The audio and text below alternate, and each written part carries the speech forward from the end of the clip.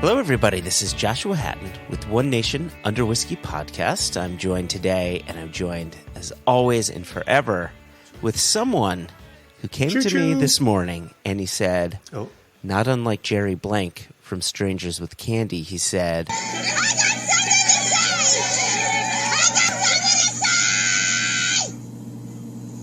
Now I don't want to ruin your all's fun, because I know morality isn't sexy. So, Jason, you said to me, I've got a whole lot of things to say in today's intro, so I'm going to just stop talking, and I'm going to hand the floor to you, because apparently you gotta lay it down.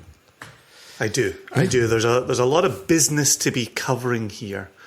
And so what day of the week are we here, Joshua? We are June 28? Sure. So 17, 16, 15, 29. Wednesday is the 29th.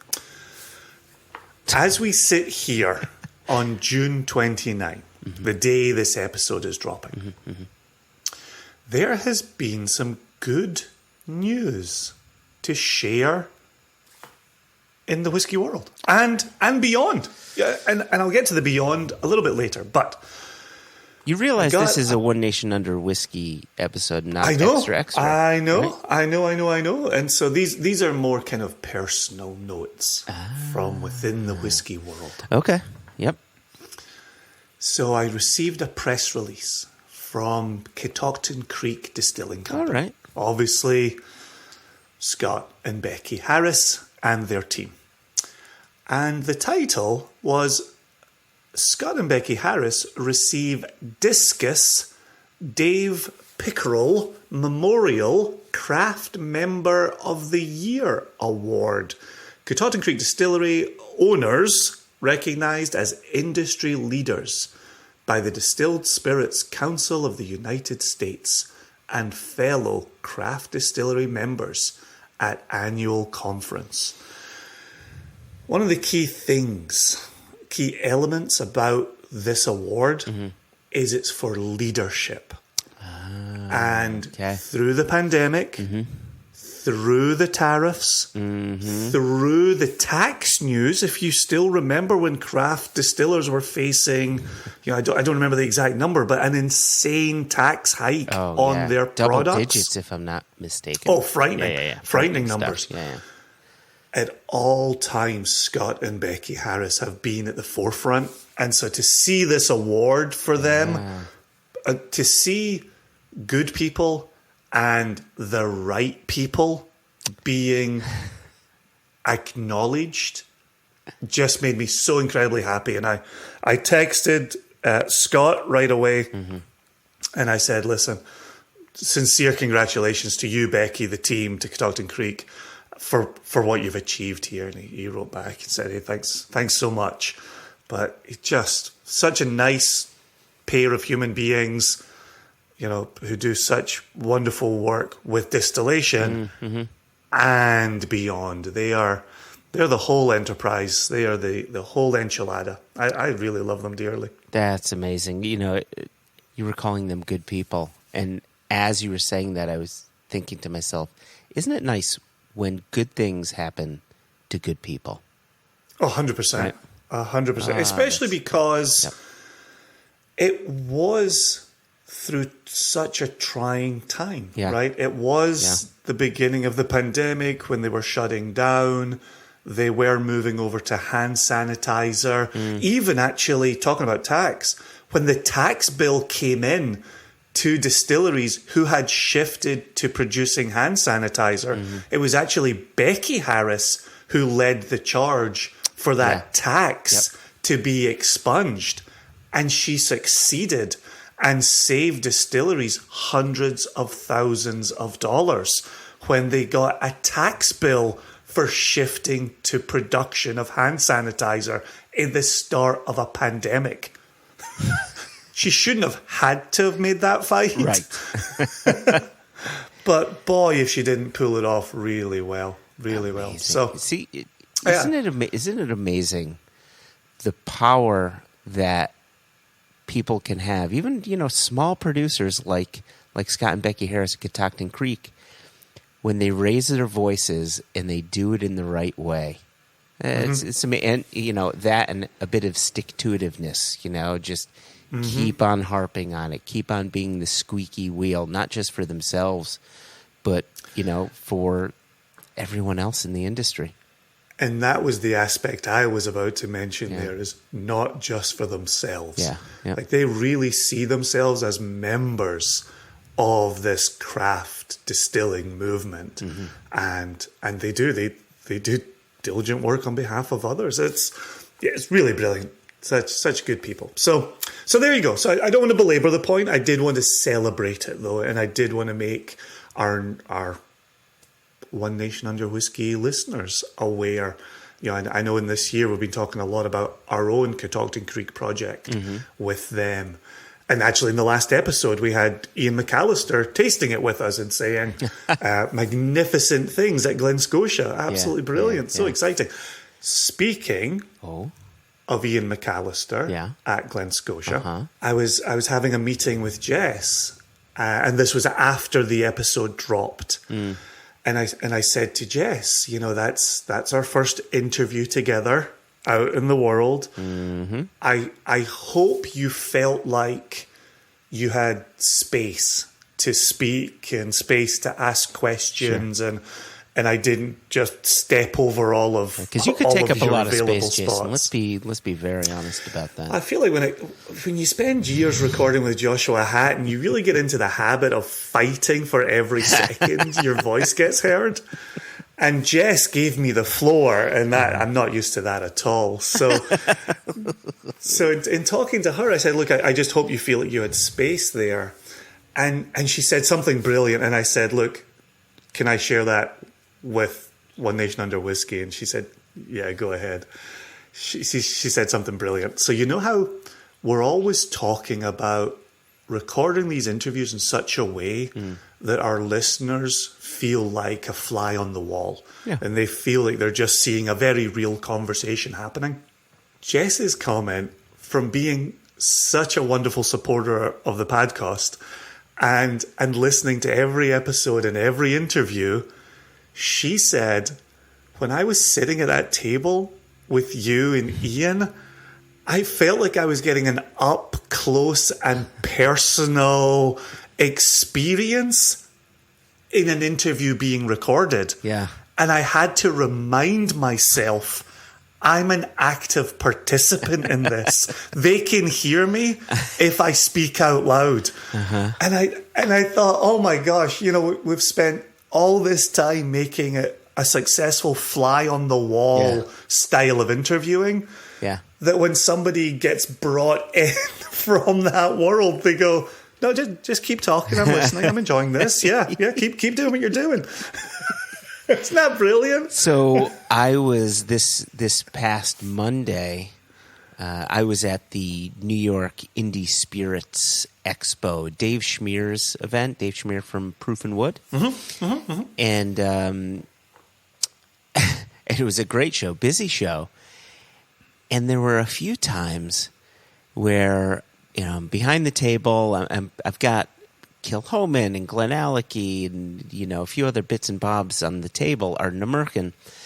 And there's these times when I'm talking about the whiskey and I see people listening to me speak, watching me speak with this odd smile on their face. And then when I'm done, and this happened a few times, they would say, it is so strange to be near you and hearing your voice and not driving down the road and hearing your voice or, in my office hearing your voice. This is strange. And I would say that happened maybe 4 or 5 times at least, some version of that conversation.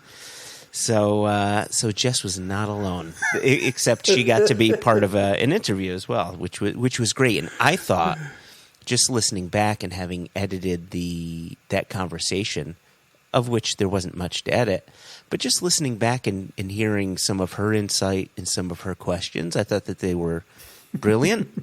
And I am personally looking forward to her getting out on the road a bit more and doing some interviewing of her own. Yes. Because I think she's a natural. I think she's a natural. And that's crystal clear with Jess. You know, you spend time with her, and this is what we're saying about traveling around together. You know, as we're sitting there having various business meetings, she knows whiskey inside out and back to front. Yeah.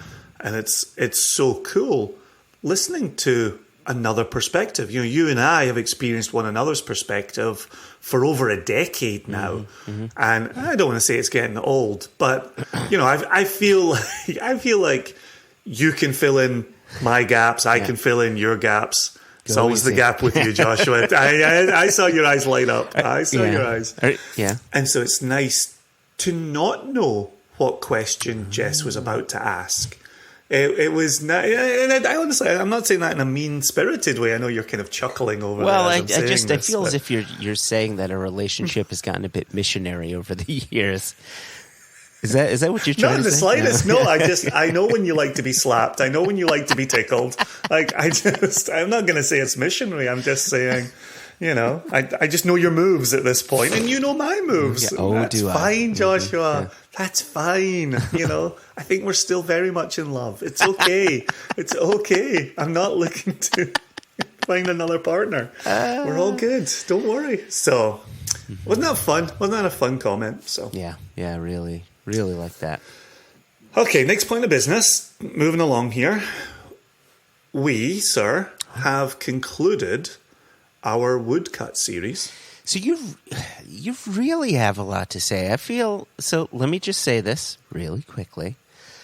I feel as if you're hijacking my podcast. Oh, your podcast. Okay. By front-loading our news section. I'm not going to get into the Thrust Woodcut series in the news segment. I'm going to pop it right here and we're going to skip right past the news. So, I got other things to be doing in this episode, Joshua. I've got a full production sheet in front of me. I'll just say it here. I'll say it now. This doesn't feel as missionary as usual. So, well done, you.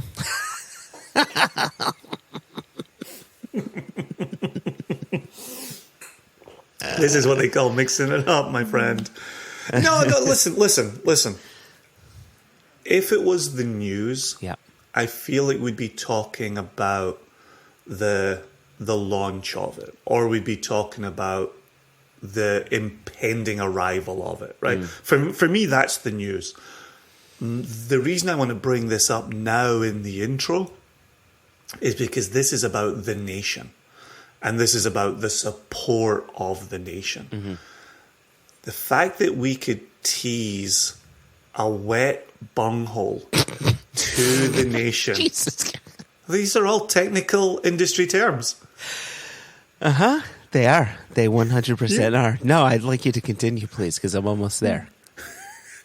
And the fact we've got a bung extractor positioned at just a slight angle to the wet bunghole. It's nearing the rim, really.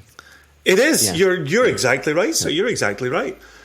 The fact that we had said, here comes the end of this series, started in 2019. The fact we could say, here comes our first cask from this distillery. We could say, this is the first time a Diageo distillery has been in the woodcut series. Yeah. The way you looked to the sky there, I was like, oh no, I've been saying that all for the whole launch. I've been saying that. Have I missed one? Was Imperial? But I did. I went through the three, right? I went through the three like Bowmore. Okay, definitely not Diageo. Imperial. Yeah, no, that wasn't. Well, I was trying to even think, historically. Okay, was there a point in time when Diageo or previously United Distillers had owned Imperial, right? So, and then a South Shore unnamed Isla that you get a bit of mileage from Laughing Frog with. Nope, not Diageo. Spoiler alert, that was not a Lagavulin bottling that we did. It was not. And so yeah, just the fact that we could just tease out some of those details. There's no label photo. There's no photo of the liquid itself. We did post our tasting notes. We did do a tasting video. Yep. And so that's a bit of information. But the fact that the nation would trust us to the degree that they did for the release of a 26-year-old single cask of a Thrust has meant the world to me. And I just wanted to give major kudos to the nation. And obviously this is a US release, and we're talking about the US online nation here. But what a support. What a phenomenal support. And it just makes me incredibly happy. And I turned to my 15-year-old yesterday. We were driving on an errand, and I said, I'm in an incredibly good mood today. And being 15, he looked at me and he said, are you being sarcastic? And I looked at him and I said, are you being sarcastic? Like, how dare you, you little shit? Like, I'm having a good day. So anyway. Yeah, it really is something, right? You've got this distillery that few people know, and if they know it, they likely can't pronounce it properly. I'm not even certain that we're pronouncing it properly. We're just going by what Michael Jackson, the beer writer, not the singer, once said it's a Thrisk. Okay. So you have this distillery that no one's heard of, and if they have, they can't pronounce it. There's no label. There's just that one picture, and people are trusting in us. It really is nice, and I feel honored, and what's the word I'm trying to think of? I'm going to try to use Nefarious? the right word this time. What's that? Nefarious? No, it's not. It's not nefarious. There's a bit of... I can't think of the word, but it's kind of like a responsibility, right? Like going into this, I felt as if we have always had a responsibility to bottle what we think is the best stuff that we can find. But we rarely do that on a pre-sale, right? The product's usually in our warehouse. And the fact that people have followed us this long and trust our selections, right? It just shows how important that responsibility is to ensure we're bottling only the stuff we think is worthy of the Single Cask Nation label. Yeah, I agreed wholeheartedly. One of the aspects for me with the pre-sale, the pre-launch is I feel like those who have purchased this bottle, they're already in the nation, and now they've entered into another little private club within the nation. Yeah. And we're doing videos just for them.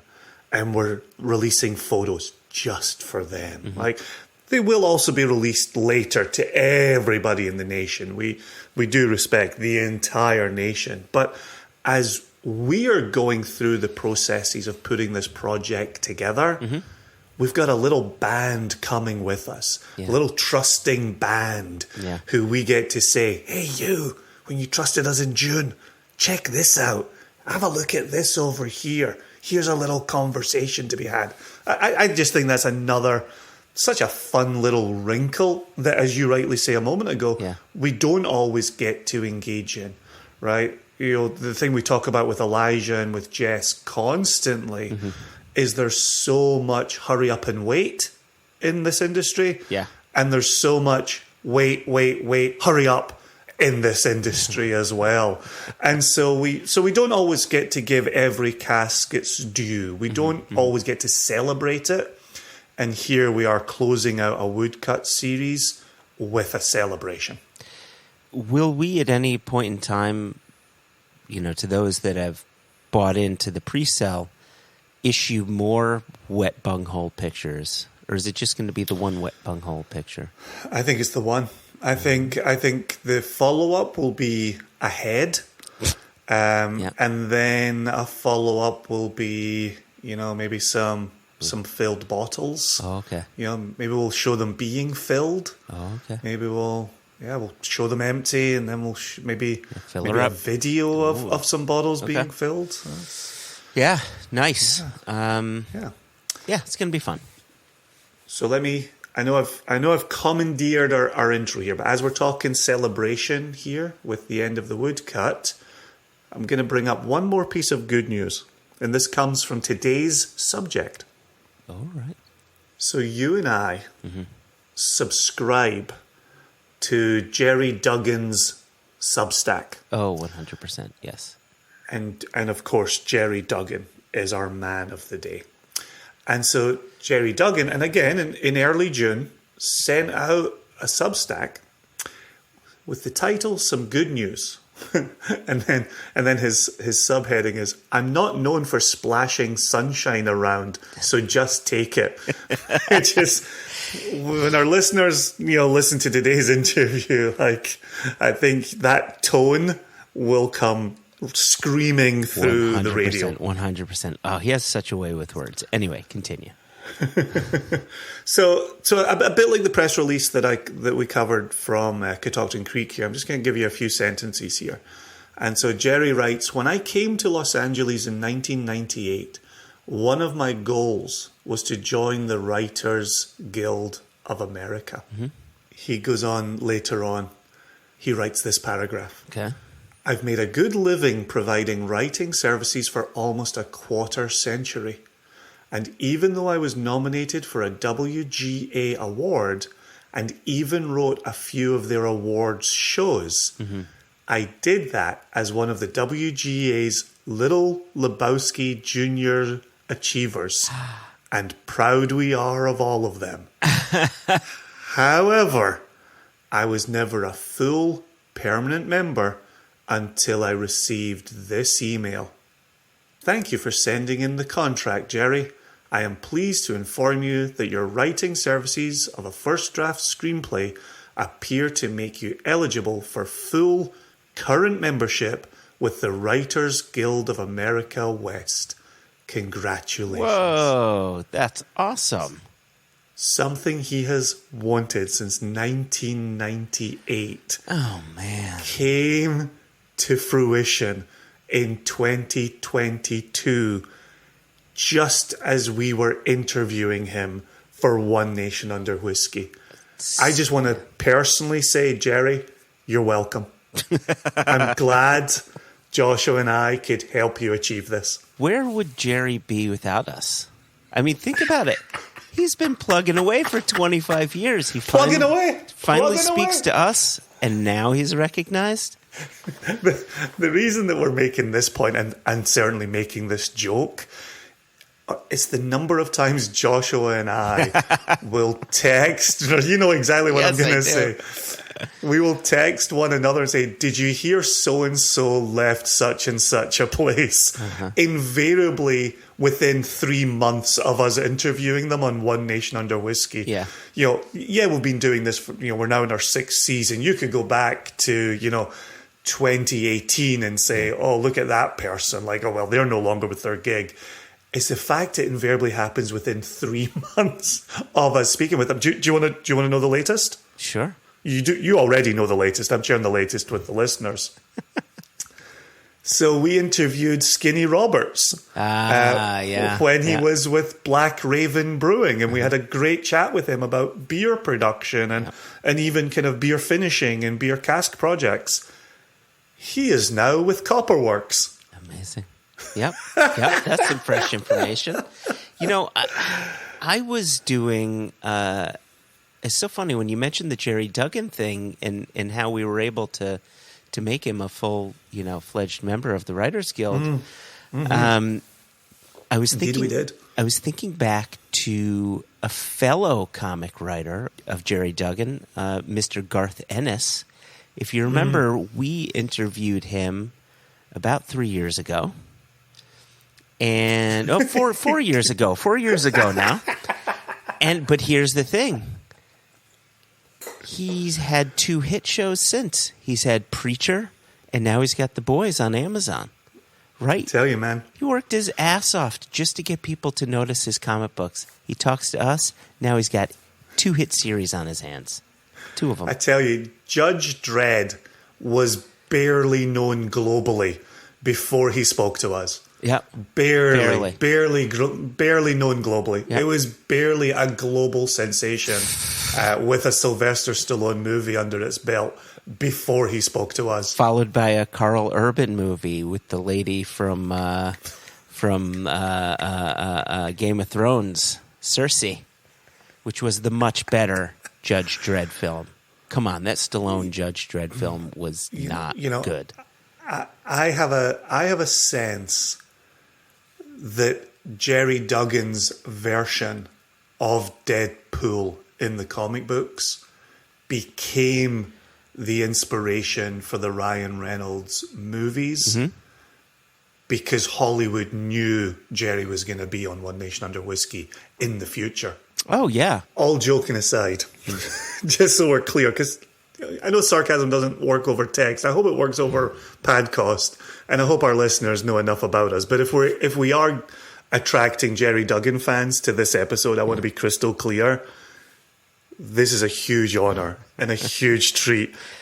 And I loved speaking with Gerry Duggan. And I told my kids, and I told my neighbors, and I told anybody who knows anything about Deadpool and anybody who knows anything about X-Men. I was telling people in the grocery store, this is huge, and I'm over the moon. You and me both, sir. It's really exciting. So listen, we're going to hand it over to our conversation with Gerry. I just want to let our listeners know there have been a few times where we've had a guest on, and it felt as if we were two guys on a bull in a rodeo, and they just opened the gate, and we just had to ride and hang on for dear life. That's what this was like. He was like riding a wild bull, and it was fantastic. I consider this the fire hose style of interviewing, where you spit out a sentence and then whoosh, the hose explodes. Oh, I thought that's like when you're at a urinal and you don't use any hands.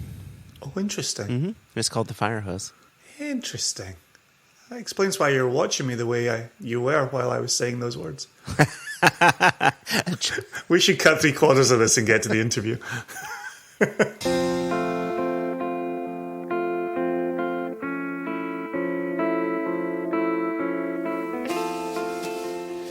Gerry Duggan, thank you so much for joining us. It was, I tell you, for our listeners' sake, Jason and I, we were in California, and we were meant to be getting together with a couple of people to have some drinks, and we had no idea who the people were. And we're sitting down, and there's this little sideboard there, and everybody's brought the bottles, and they put the bottles on the sideboard. And at that time, everybody who I thought was going to be there had shown up. And then from the bushes comes this bearded hello through the bushes, and it's you, it's Gerry Duggan. And I like to make an entrance. In LA, you can actually buy a bearded hello in the bushes. That's right. It's come out to the coast and have a few laughs. We were on our mutual friend Rob's patio. He's a really talented editor who actually edited that a film about Bruichladdich. So it's nice the whiskey worlds begin to overlap a little bit. I'm a fan of what you guys do, and what's funny is I traveled as a young kid to Scotland before I was even drinking whiskey right out of college. And nice. I have not been back since. So I'll have a lot to look forward to someday when I do make my sojourn. Hopefully we didn't treat you too poorly when you were there that you had no reason to return. No. I'm excited. I've met so many interesting friends through my appreciation of whiskey. It's similar in comic books. Not everyone is a hardcore comic fan. Not everyone is a hardcore whiskey fan. But when you find your tribe, it's easy to make friends with everyone with similar interests. And it's really a global phenomenon now. So. Well, it's community, right? It's reason for community. It's a way to start a conversation, and then you see where that conversation takes you. I'm still curious about this trip to Scotland. You moved beyond it very quickly. I feel like you're hiding a body somewhere here. So we're going to get to the heart of this, Gerry. Did you explore any whiskey there? Was that the beginning of a love affair actually, for you with whiskey? Or I didn't. Had nothing to do with the trip? Yeah, you know what? I took a backpacking trip through Ireland, a little bit of Scotland and England, and then I got to the continent just to check out Amsterdam. It was done really on the cheap, but I was alone most of the time, but I had a crash pad in London. So I took a train and I made it all the way to Thurso, all the way up north. So wow. I went, well done. It was a perpetual sunset on the train. It was beautiful. But it's funny, all these distilleries out the window, and it was not at that time an interest of mine. I was, I'm also, in addition to writing, mostly comics, I also photograph. And so that was the start of me falling in love again with photography. Nice. Yeah, so that's nice. been fun. I wanted to draw as a young man who fell in love with comic books, and I just didn't have it. But the photography scratches that itch about wanting to create an image, and it doesn't always work out. It's sometimes better in my mind or in the viewfinder than it may turn out. But if you take enough of them, you'll eventually end up with a few that you do like, and that's sort of that's my secret. Is I'm always shooting, and so I may have a terrible batting average, but that's been fun. So those are the things that I like to do, and I did even though I didn't get to visit any distilleries in Scotland, I did take a trip with our mutual friends. We went to Japan, and so we got to visit some of the distilleries over there, and that was a delight. And for me personally too, just for anyone out there that is has a comic book history.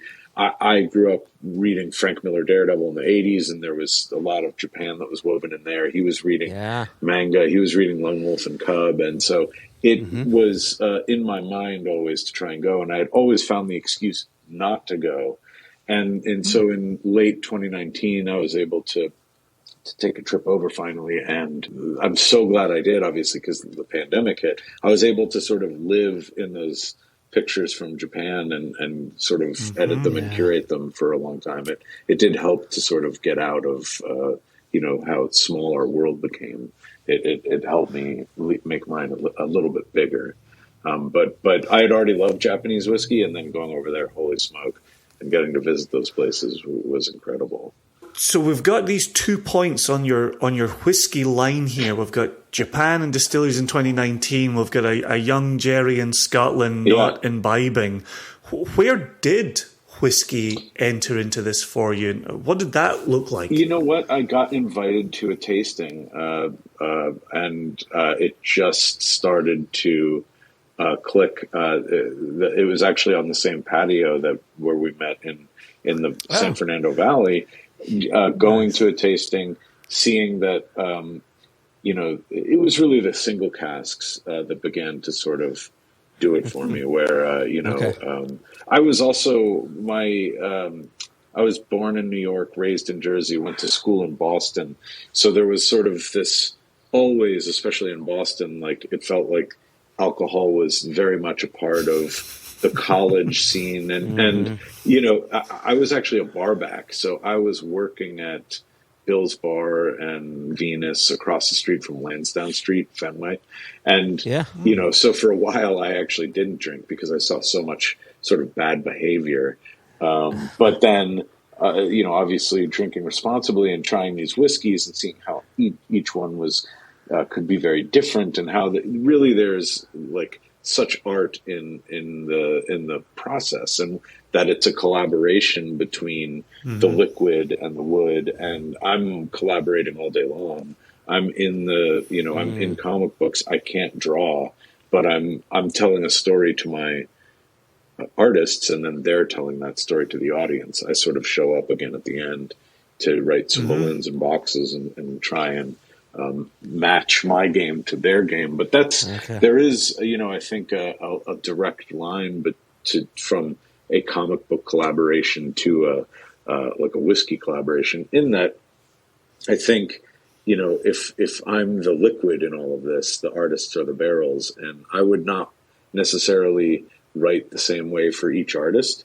I sort of would be able to tailor something for each one. You always want to ask what they want to draw. That's always very helpful. But, even if I gave the same script to 3 or 4 different artists, I'm still going to get completely different sort of stories, iterations. Yeah. Just, that's how it is. But, and sometimes I'm invited into schools.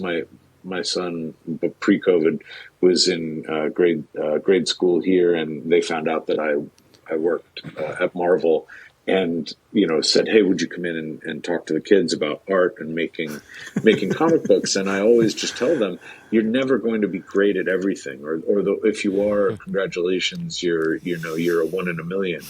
But you do something very well, and so you want to try and find people that do the things that you can't do, and then they're doing it well. And so if you can teach young people to collaborate, that's where it gets really interesting. And like my favorite whiskey is still Chichibu, I think. And that collaboration between that liquid and then they use a lot of Mizunara wood. It's unlike anything else really that I've tasted. Unfortunately, I have that taste, right? It would have been great if I said, "Oh, my favorite whiskey is Honey Jack." You got to try this Jack Daniel's Honey Jack. It's available everywhere and it's cheap. If you do a 50-50 split between Chichibu and Honey Jack, it's horrible. Do you know that? Oh man, you started answering questions that I had before even asked the questions. I really want to get into some of the nitty gritty into writing and how you got into it. But I feel as if we'd be doing our listeners a bit of a disservice. So I don't think we got the answer of where your whiskey life actually came in, where that segue happened, or like what your whiskey spark. Oh wait, no, I take that back. It was the patio. Yeah, it was at the patio. Casks. Okay, it was at the patio. But I can tell you a little bit more. There's a thing that sort of happens. Like I read a few issues of Daredevil and fell in love with Daredevil, and then was going to read Daredevil. I get all the Daredevil. So that was sort of the way that my brain worked. But that we tried some whiskey from Glenallachie. And this was years ago now. You can't really run into this opportunity anymore. Our mutual friend Kelvin, there you go. I just started reading this one, the Guardian Devil one. Which that's a classic Daredevil story. Yeah, yep. Sorry, continue. No, I was just going to say that squirrel. That Kelvin had at that time. Was in touch with cask brokers and getting emails, and they would send out available casks and distilleries, and we found one that was in our price range. So 3 or 4 of us jumped in and mailed off checks, and we ended up splitting. We have a cask aging at the Glenallachie. We bought it at 3 years. It's in a sherry butt. And we tried it recently, and it's getting close. It's still a little hot for our taste. It's about the mid 60s. But that was the other thing that I find very attractive about that, is that like it'll yield, whatever it will yield for us. But then I get to collaborate with my friends on how long do we age it? What is, would we ever possibly take it out of that? We'd never remove it from a sherry butt into anything else. We're just going to let it mellow in there. But maybe I'll take one of my photographs and print that as the label, and then have that as gifts to give her. I'm sure one will make its way over to you guys when we pull the trigger on it. So it's neat. I find that to be a fascinating process. I like process, and so and by the way, I'm really jumping all over the place, but we in my day job right now, I'm privileged to write the X-Men for Marvel. They have their own nation state now. We added a distillery to Krakoa, where they live, and not just because it was an interest of mine, but really because doesn't that say to the world, this is a civilization with its own arts and own crafts and own culture? And there you go. I'm proud of you. X-Men number one. I just started this. Oh, so, good. Well, Pepe Larraz and Marte Gracia, the line art and color artist for our X-Men run, are the best 1-2 punch in comics right now. And anyone sitting in my chair is going to have a real good time. But I've tried to be very thoughtful about the things that we do, and I've had such good fortune in collaborators, from the previous writer on X-Men to how much he set me up to succeed, to our current group of writers, because that really is, we're sort of in a prog rock band in a Slack all day, figuring out how we move these characters and titles into alignment. And it's especially hard given the supply chain issues with printer demands. It's an extra layer of production hassle that we used to not face. Wow. Okay. Hold on, Jason. I know you. If we go into supply chain, we're going to totally derail this, because we're all just going to sit here, crying into our whiskey glasses. So there's so much that I want to ask. And seeing as you're jumping around, I'm going to jump around a little bit as well. Please. But I really liked what you said, how you come up with a story, and you're working with an artist or artists, and sometimes you'll modify it a bit depending on the artist and what they want to be drawing. And so my question for you is, when you're creating a story, do you sometimes have that artist's style in mind to help dictate that story in a way? And B, how much direction are you giving them from a visual standpoint? Like, I want to see it laid out as such and such. I'd like to see frames be laid out in a certain way. And then this is the final part. Are they given the word bubbles, thought bubbles, and just the sort of the background squares that sort of help the story along before they start drawing? Totally. Those are great questions. The honest answer is it changes a little bit on the circumstances and what the title is, but I do write a full script because I do think that's my job. I don't always, I have a chat with all the artists at the top to say the balloons and boxes, the word balloons are anything spoken in the comic, and the caption boxes are anything that you read that would be an omniscient narration or a locator, so someplace that tells you where you are. That all of that is in there, and then it's varying degrees of finality.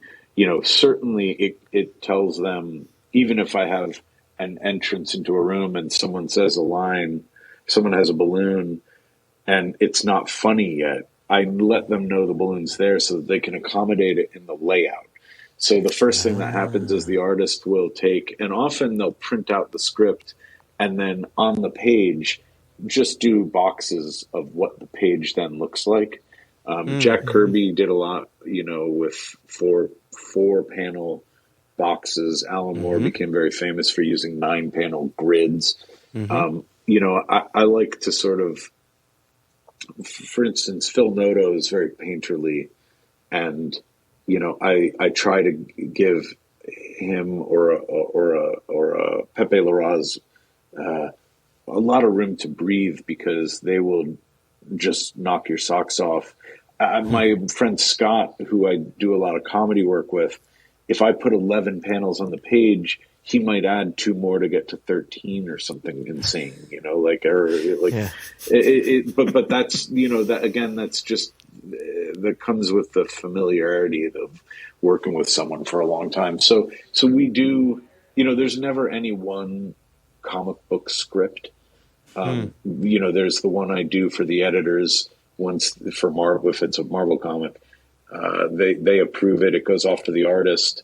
We might make some changes. I'll certainly make some changes for the letterer once the art comes back. I'm trying to both punch it up in the comedy writing sense, beat the joke if it's a joke, do more with less.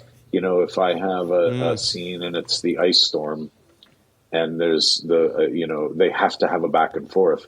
What am I doing to condense things? Because you want to read less. I look a bit more clever when there's fewer words on the page. As best I can, I try to do that. And if it's of interest to you, I can share with you a couple of pages. Chris Samney allowed me to share his process of a Guardians of the Galaxy issue that we did about Star-Lord. You don't quite know why he's venturing into deep space until he's tuning in to broadcasts from Earth, trying to find a specific year to get a specific song because his tape broke. So he's trying to re-record it off of those waves. And it's just a one and done sci-fi story that he and Matt Wilson just killed. But what's really fun is, and what's the most illustrative about that process is the comic book, what we call the thumbnails are rough. It's very quick. It's if, I'm looking at you in a Zoom, if this is a 3-panel page, it's just a circle with the tail going into the mouth. And, that way you can discuss, oh, hey, I might need a little bit more space here, or, hey, you can push in, to get a better reaction. It's a really, really fun thing that I blundered into. My process was I thought I was going to write late night TV and talk shows. And I did write a lot of that when I got to California, but I was also working at Golden Apple Comics on Melrose during the time that Iron Man detonated, like a bomb. Oh, wow. Yeah. Robert Downey Jr. as Stark Iron Man, that was as important, I think, as anything that Lee or Kirby or Ditko ever did. It was a transformative experience for moviegoers. And look at the culture now. It feels like nerds are spiking the football that they don't know how to throw. 100%. And God love them, we earned it. We earned it. But I was in the right place at the right time.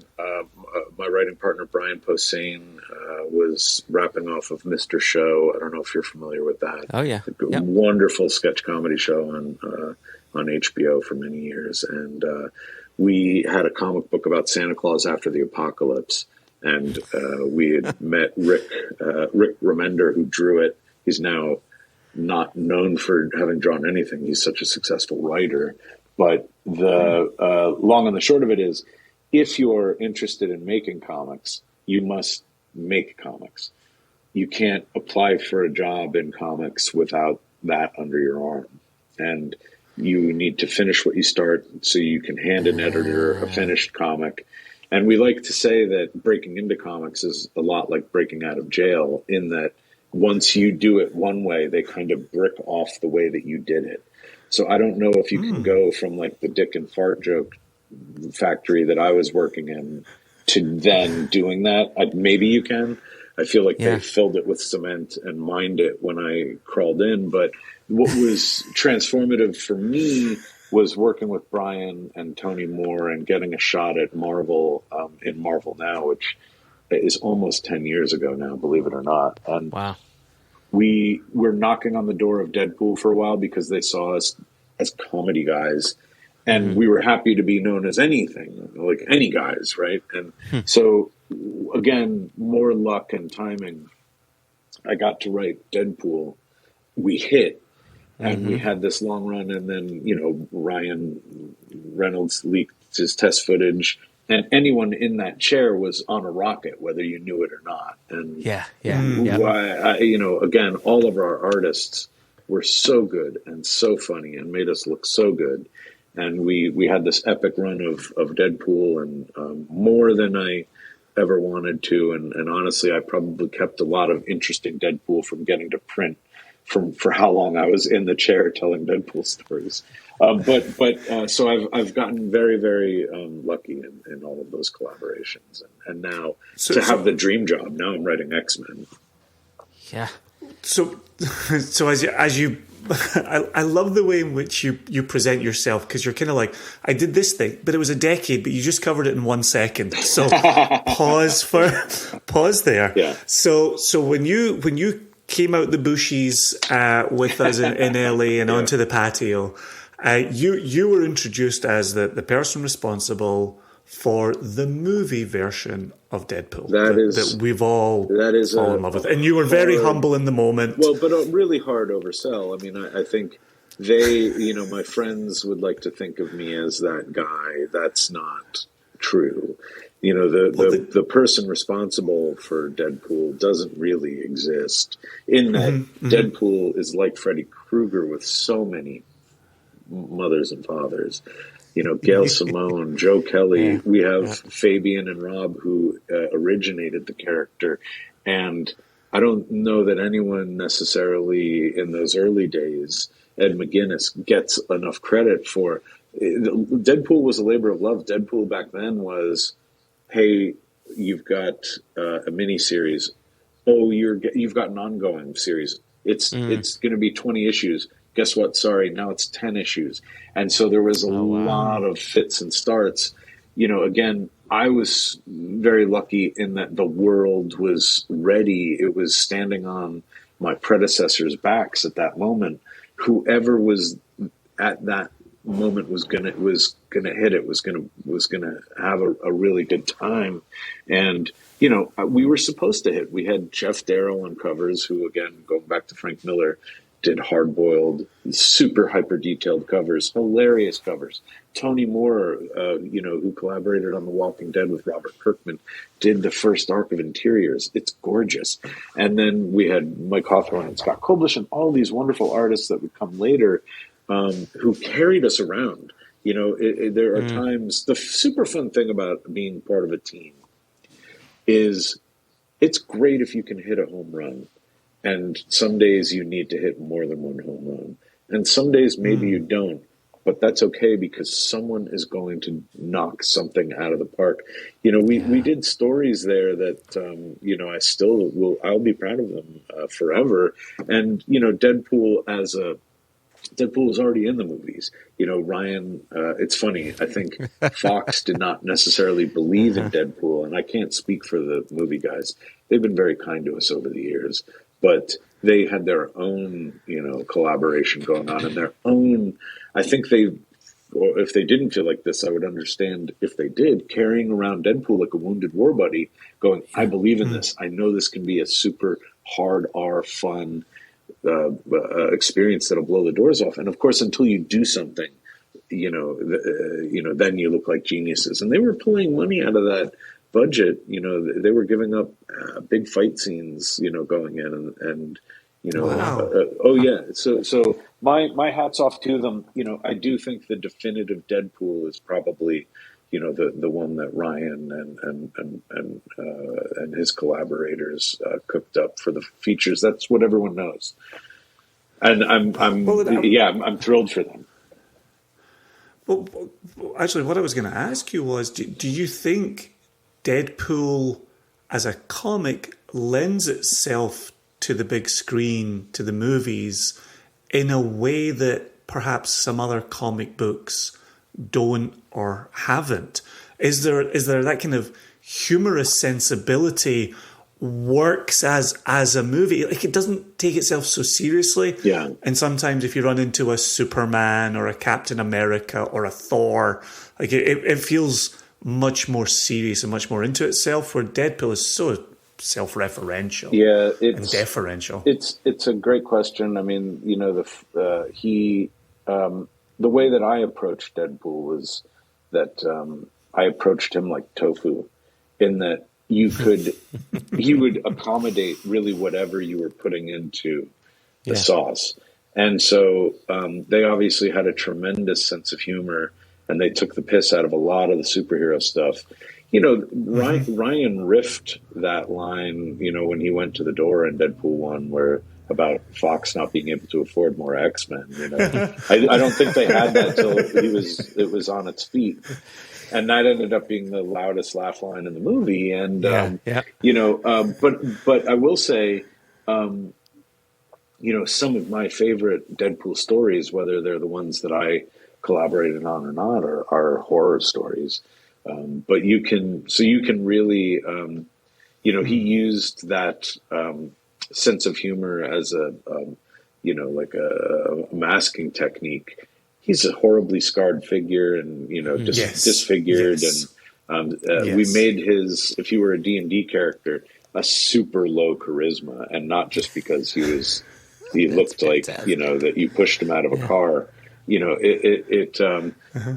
but we also, I think my favorite thing that we did at Marvel in the comic books as a arc was to.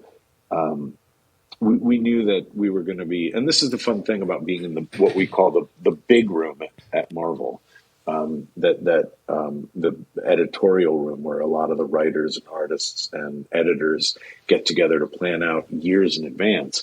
We knew that Wolverine was going to be dying in the comics, and we also knew that Steve Rogers was going to lose his super soldier serum and then age up, and what we were just nudging Deadpool into Cap's orbit, because that's a really fun, you're always looking for characters to bounce off each other in fun ways. And it shouldn't have worked, but that's why it worked. Cap really needed muscle, and he could see that Wade needed a drill sergeant, and sort of he took him on as a soldier. And it really worked. He was a good soldier, even though nobody really wanted to be around him. He won over his Avengers. And then, unfortunately for Wade, he did not know when Steve Rogers was restored that he was restored and tainted with evil. So he was Hydra. So he was following Steve Rogers' orders before he ever heard Cap say the words, "Hail Hydra." Hail Hydra. And when he did, Wade was like, sorry, come again? What now? We did what? And so it was great. You know, the only guy that ever bet and lost on Steve Rogers was Wade Wilson. So that was the real gift of what was a big event at Marvel, very controversial at the time, called Secret Empire, that Nick Spencer was writing. And we always tried to find, because we had traction. We were a buck cheaper than most comics, and I don't know if that had anything to do with it. You know, and at the time, it felt like an easy impulse buy. But the other thing we tried to do was, once you're a hit, Deadpool, you know, not that he was used like Spider-Man, where he would swing into other books, but they were always looking for, hey, is there a way that Deadpool could reflect this other story that we were doing? And we were always happy to do it, because we found reasons to hurt Wade. You know, we couldn't kill him. We didn't want to kill him, but we could always hurt him in different ways. And so that was the job. You know, people always ask me, they get sad or they get angry, why are you doing this to Deadpool? And the answer always is, it's not my job to make him happy, right? Like, it's my job to, like, put him through hell. And in that way, we're his own worst enemy, or we're his worst enemies.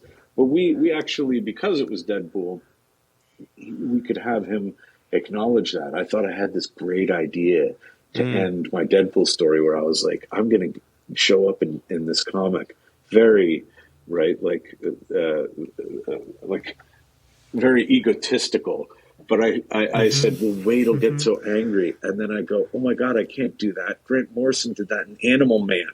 I'm just ripping Grant Morrison, another Scotsman. And then I said, oh my God, no, of course I have to show up in Deadpool, because Deadpool will go, very clever, Gerry, you're doing Grant's bit. And then I can be horrified in the comic. And then he goes, thanks for nothing, these years have been shit. And he shoots me.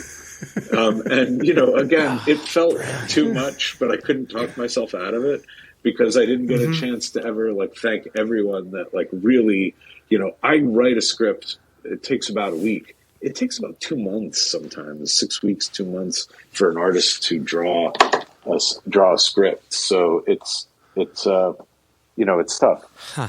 I'm quickly hitting the pause button on you again here because I've got a follow-up, and then I know Joshua's got many more questions as well. I hear so many writers say how much they love their characters. And when we were drinking together on the patio after you emerged from the bushes, you had said while we were sitting there chatting, I'm not here to make, you know, life good for my subjects. Yeah. And I've carried that with me since you said it on the patio. And I love that you bring it up today, because how do you then feel when you hear other writers say, I love my characters, they're so precious to me, and I'm often trying to help them out of scrapes rather than put them in them? Well, it's a great question. You know, now after years of doing this, what I really tried to do is be the Lorax that speaks for the evil. In a story, you know, you have to be generous to your villains. You have to write your villains. And if you write your villains, I say this, and I know this sounds a bit psychotic, I never really felt like I was writing the heroes as much as listening to them. I felt always like I was writing the villains. You know, we have a group of human-aligned villains in X-Men right now, and I love writing them. They're a collaboration of humans that have decided that Krakoa is a tumor on Earth and that these mutants are cancer that has to go. And, you know, if you can spend some time and some page count, right, it's pages you may not always be seeing the fighting and the heroes, your story has a real shot at having legs of being something that will land, right? Everyone loves Dr. Doom. What a great villain. Like when he, you know, just to, again, reach for one of my favorites, I got asked to do a book called Savage Avengers, which was a book that Marvel was able to license Conan and have him interact with the Marvel Universe. And it sounds like it should not and would not have worked, but we, I think, approached it from the right way of Conan coming into this society and going, it's not as civilized as you think. You know, I see more slaves here than I saw back in the past. Wow. Your bonds are more invisible. You're all staring at your magic glass. And he was able to very much exist in the moment and still hate sorcery, still embrace technology and weapons and that sort of thing. But the joy of it for me was Conan would look at Dr. Doom and go, I respect him.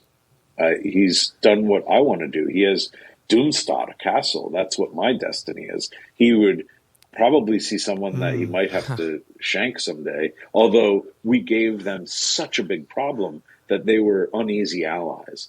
And then after they beat up the wizard, of course, Conan was like, let's go to that castle and feast, right? And so out of that came a story called To Dine with Doom. And, you know, Conan's sitting there eating a turkey leg and going, you're very vain. You don't take off your mask.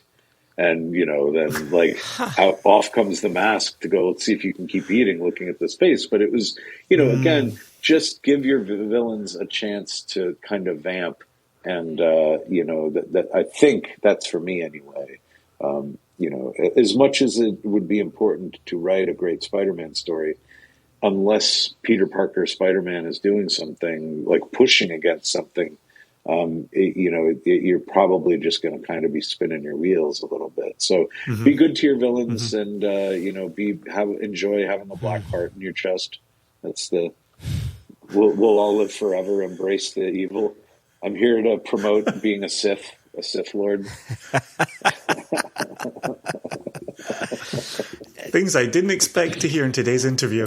That's what the whiskey is for. Today. The whiskey is for when you're feeling bad after a day's work of lopping off heads or killing Aunt May or whatever horrible thing we've done. It's time to just unwind with a nice dram.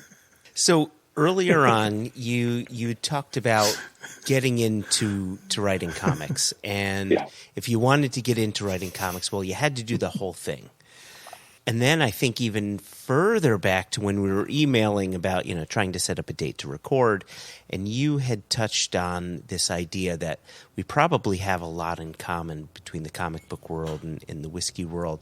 And so, again, thinking now even further back to when Jason and I first got started, we were whiskey bloggers that then got contacts within the whiskey industry, and they helped us to navigate the system of working with brokers, figuring out the U.S. legal 3-tiered system and all that. And so, we very much got into and started a whiskey business from a place of nothingness.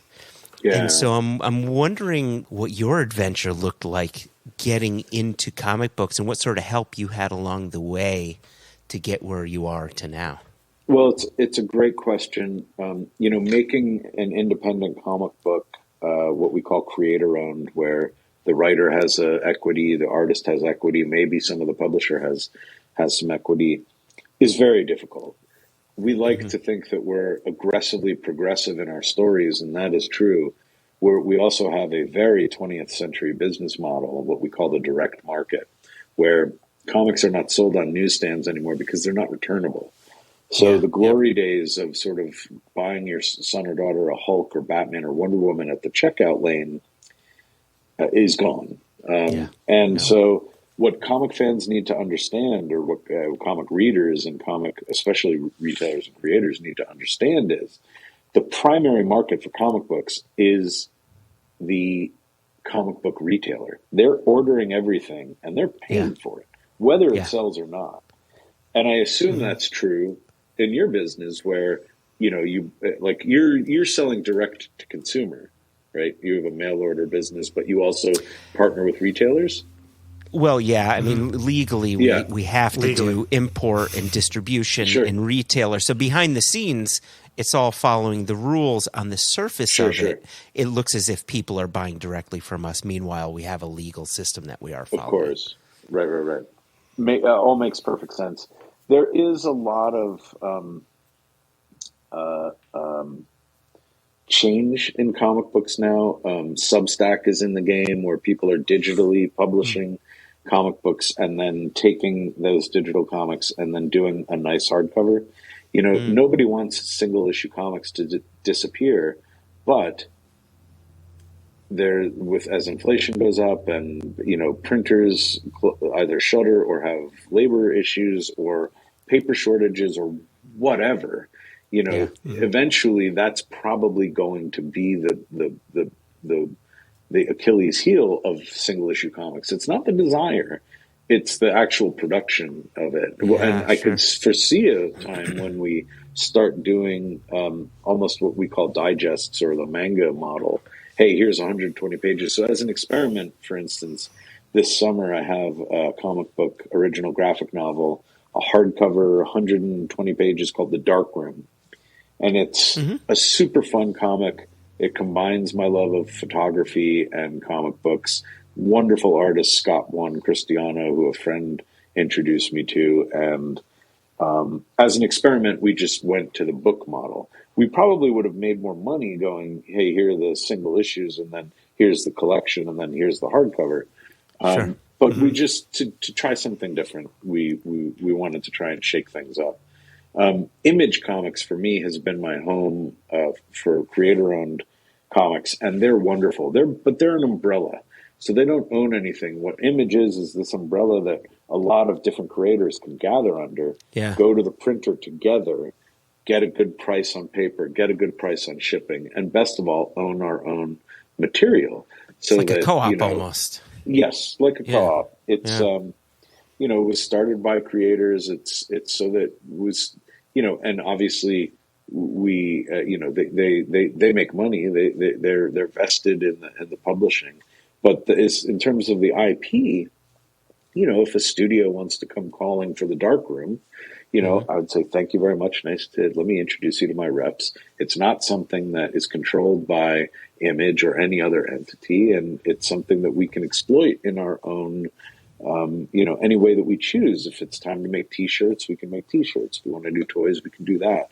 So that's fun. The other thing that's fun is, the other reason I picked a camera back up a few years ago, one reason was all the pictures of my son. I could tell how old he was by how shitty the phone camera pic was. Oh, that's an iPhone 1. He was a baby. But to have something new to struggle at is good. I've gotten very good at making comics. I still can struggle at it, but at the end of the day, I know when I hit print or it's final, I know it's going to be great. And I can still fuck up a photo of like a still life in the golden hour. I can just, I meant to ask if this was like Jersey friendly speech or not. I guess it is now. Oh yeah. We're explicit. Yeah, and you could even use the C word, but I do bleep that. That's the only word that I bleep, and that's just because Jason forces me to bleep my favorite word. So there you go. Well, in the British sense, it was it had different exactly. There you go. I should say British, Scottish, Irish. Yeah, I'm not sure how much the English use it, to be honest. Maybe in Liverpool or Manchester. Yeah. The towns with Irish connections. Yeah. Do you want to talk a little bit about the book that, I don't know if it's come out just yet, but kind of, I don't want to call it old Hollywood, but it's of certain folk in the Hollywood sphere that you've just snapped photos of over a series of years. Yeah, it's funny. It's I am working on a photo book. It's largely pictures. Most of them are from 2010 onward, but really there are some that go back to the early 2000s. Some of them, those pictures were like sometimes on like disposable camera. There's a few on early gen mobile phones that I think are interesting despite their lack of technical shine. But I did, one of my comic books was imagining what happens to secrets after the internet hemorrhages all of our secrets, everything that gets doxed, and how do you move secrets? And it was just a good excuse to do a neo-noir set in the future that was about secrets moving back on paper in briefcases carried by men and women with guns called Ledgermen. And we optioned that to Lionsgate for Chad Stahelski to hopefully direct. And when that happened, I tried to honor the occasion by going, what nice thing can I do for myself that might yield more fun or more opportunities or the struggle. And so I bought a Leica camera. And so that's really when things took off. I sort of reinvested in the photography side of my brain. And I'm super glad I did because obviously the world's changed. But pre-COVID, I was lucky enough to be asked to go to a lot of Comic Cons. It's a lot of hotel, a lot of travel. You're already sort of like getting the travel photography part of it free. Anytime you can travel on someone else's dime, go for it. Yeah. So having that and going around the world and shooting a lot of behind the scenes of comic book creation. I might not be your favorite comic creator. I know I have photographed your favorite comic creator in, candids over the years with other comic creators. It's a very small community. And the other side of it came from, the joke writing and the late night stuff. And Patton Oswalt has been very kind to me when he hosts shows, when he's hired to go to host an award show. He usually invites his brother, Matt, who's also a wonderful photographer, by the way, but a very funny writer. We go with him. We listen to the show live so that he can, hang around backstage and enjoy some of the presenters and folks. And we just pitch him jokes. the easiest job in the world is pitching material to Patton. You could pitch him something flat that he can bang into shape and walk out on stage and riff as the funniest joke. Yeah. So I never feel like we're anything other than, like displaying some ammunition that he turns into howitzer, cannon shots. And so that's been fun. So hanging out backstage and laughing with those guys has been fun. Like, I have some really interesting pictures of like Mark Hamill and, talking to like Kevin Feige, and I think Kevin's a big Star Wars fan. And so like, there's things that's interesting. There's also just anytime you're in Patton's orbit, you're laughing. So just really interesting pictures of like Patton, like making J.J. Abrams bust a gut, and I don't even know what he was saying. Actually, I have a whiskey and a celebrity story that is almost embarrassing. Ooh. At the 2012 Editors Awards, Clint Eastwood was giving his longtime editor the Lifetime Achievement or an award. I don't know, because actually the Lifetime Achievement that night was Ann V. Coates, who edited Lawrence of Arabia, among many other amazing movies. Oh my word! So in a room full of celebrities, everyone, Clint Eastwood included, was in her orbit. So I was talking to Ann, and I had my camera, and Clint Eastwood slides up next to her, and they talked for a few minutes, and they obviously knew each other, and they were obviously mutual fans. And I just snapped a couple of shots. I didn't even realize later it's a selfie.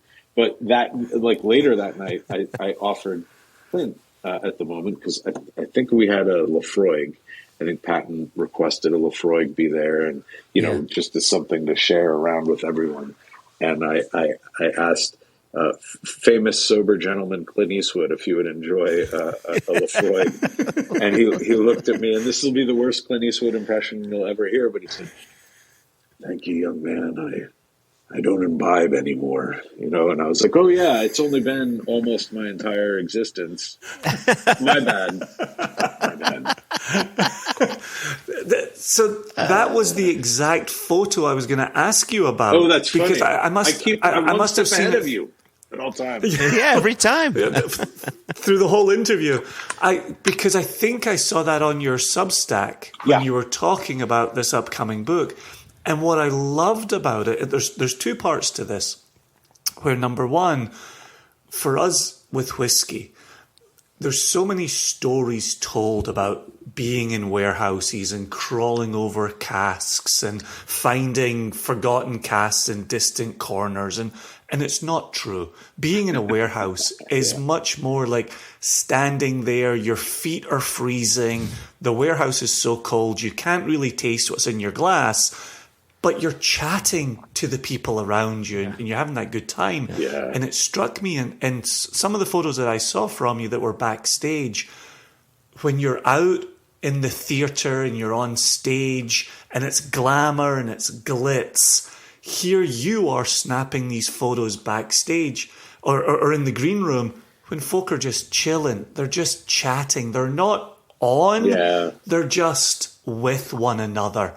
And that was so striking to me as a potential parallel. And then my second point was the way you did capture yourself in the reflection. And I thought, that's so fucking smart and so well done. Again, I love hearing you now say. Yeah. Literally, because if you'll notice in the picture too, I'm just shooting blind, which also I still do a lot with with any camera. I could be looking this way and shooting this way, and it's especially good, for street shots. Obviously the better alternative is to be thoughtful and be looking through the viewfinder and shoot a shot. But at certain points in time, especially when there are people that are self-conscious or really aware, there's hyper-aware people. My friend Chip Zdarsky, I have never taken a truly candid shot of him in years of going to these Marvel retreats, because as soon as I'm holding the camera, he becomes aware of it. And I'm not trying to steal anyone's soul. It's not like a soul trap, but I have gotten very good at subways. The other fun thing is reflections. shooting into reflections. That obviously was an accidental one. I really didn't know I was between, these two Oscar winners. Just trying to. But you also there's that line of, can you do it and can you not be obnoxious? And I hope I am that. I certainly. I guess there's stuff I've shot over the years where I felt like it's like family stuff that I wouldn't share yet, or our friends or our friends of friends and family and, a lot of that stuff. Like I haven't shared any of like Pat and our kids, or Brian and our kids. Sure, we're trying to give them, but it is, it's funny it sounds like a bit, but Hollywood is just a small town in Los Angeles. It's and it's LA's. If you haven't been here, it's like you took the biggest city in the world and you just dropped it from orbit and it just splattered. Where there's more people here than in several states, and so we have our fun, and award shows were always a fun time to get dressed up and see friends you don't get to see in a while. We used to see Bob Odenkirk all the time. When we were when Brian was at Mr. Show, and then it became I only got to see Bob when he was like presenting at one of these award shows. It's silly good fun. And I miss it.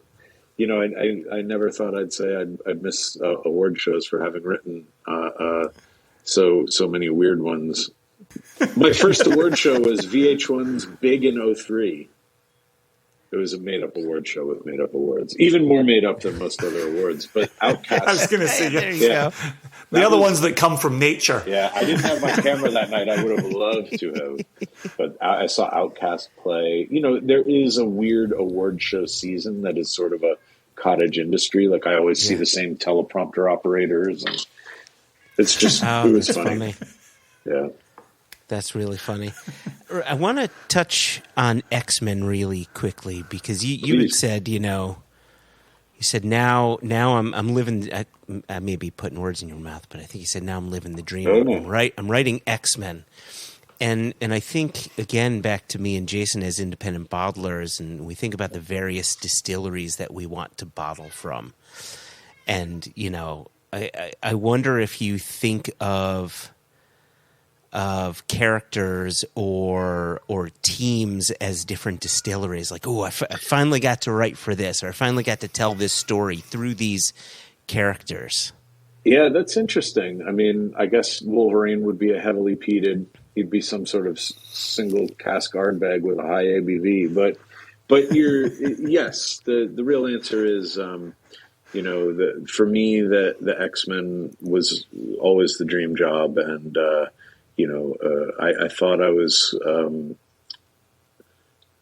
was thrilled when Jonathan Hickman got to tell this great X-Men story of his, and I was happy to set aside any sort of ambition I had of ever doing it, and I certainly didn't ever want to follow him.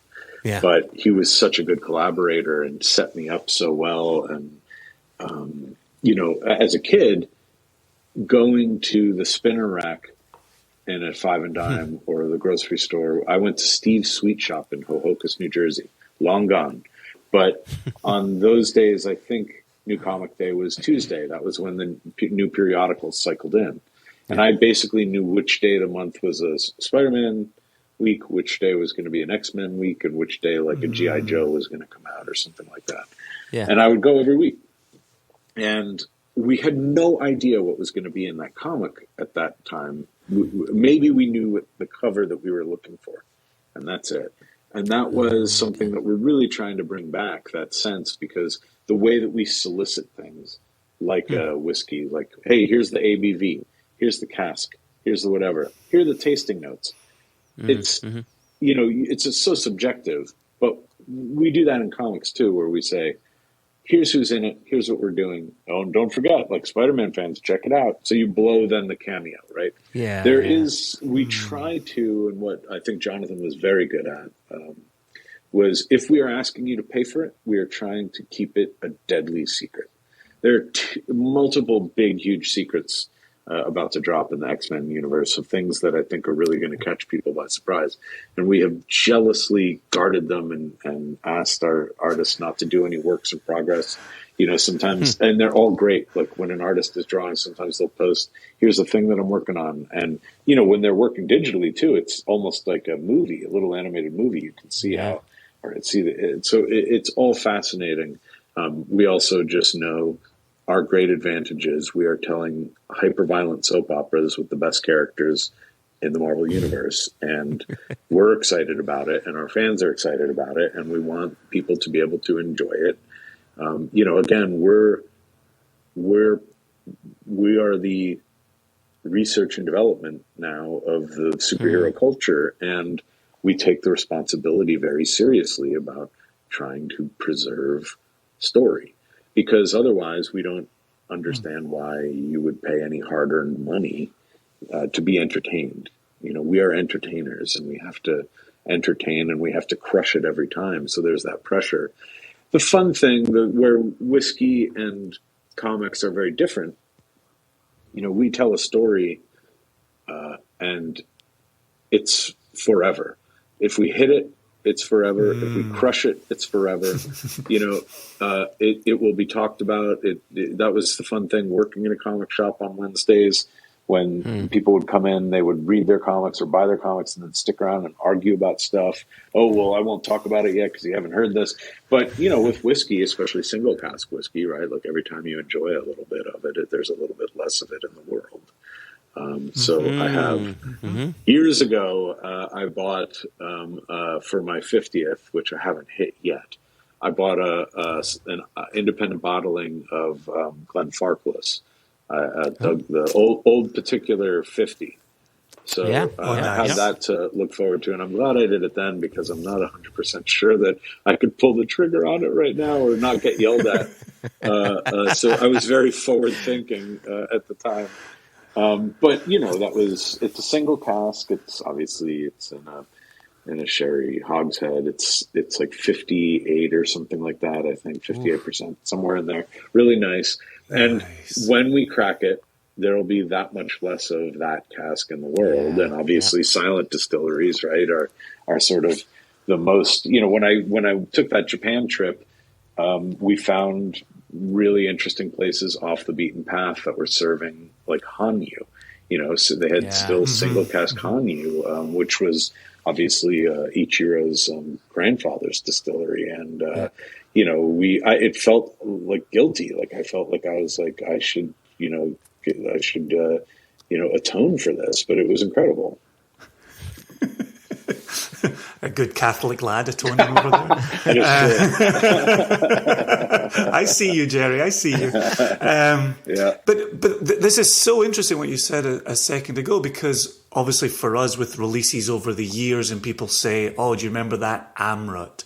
Or do you remember that Coolie that came out? And occasionally someone will pipe up and say, I've got one unopened of that. I've got one unopened of this. Yeah. But for the most part, we're relying on memory. Yeah. And so if we do collaboration with Glenfarclas and people love it, and a few years go by and we do another one, people are, in the very rare instance, able to say, I can put this new Glenfarclas against this old one. But in so many cases, they're going to be putting that new one up against the old one in their memory. Yeah. And you never win against memory. You can't. Right? And so the fact that we can go back and we can open the comic book and we can read the story and we can look at the artwork, you can get out of your memory there. And the hope is that you do enjoy it the way you remember enjoying it when you've got it there in front of you. You know what's interesting is the thing that comics does that is magic, and really only comics can do this, is your brain is filling in the action between the panels. Yes, I think about that all the time. There is, right, the your brain is kind of drawing and writing and accepting, and oh my God, what happens next? And so there is this like sense memory, and it's not always accurate. You know, like you can go back and revisit a comic and see that, oh my God, that's not how I remembered it. It's interesting.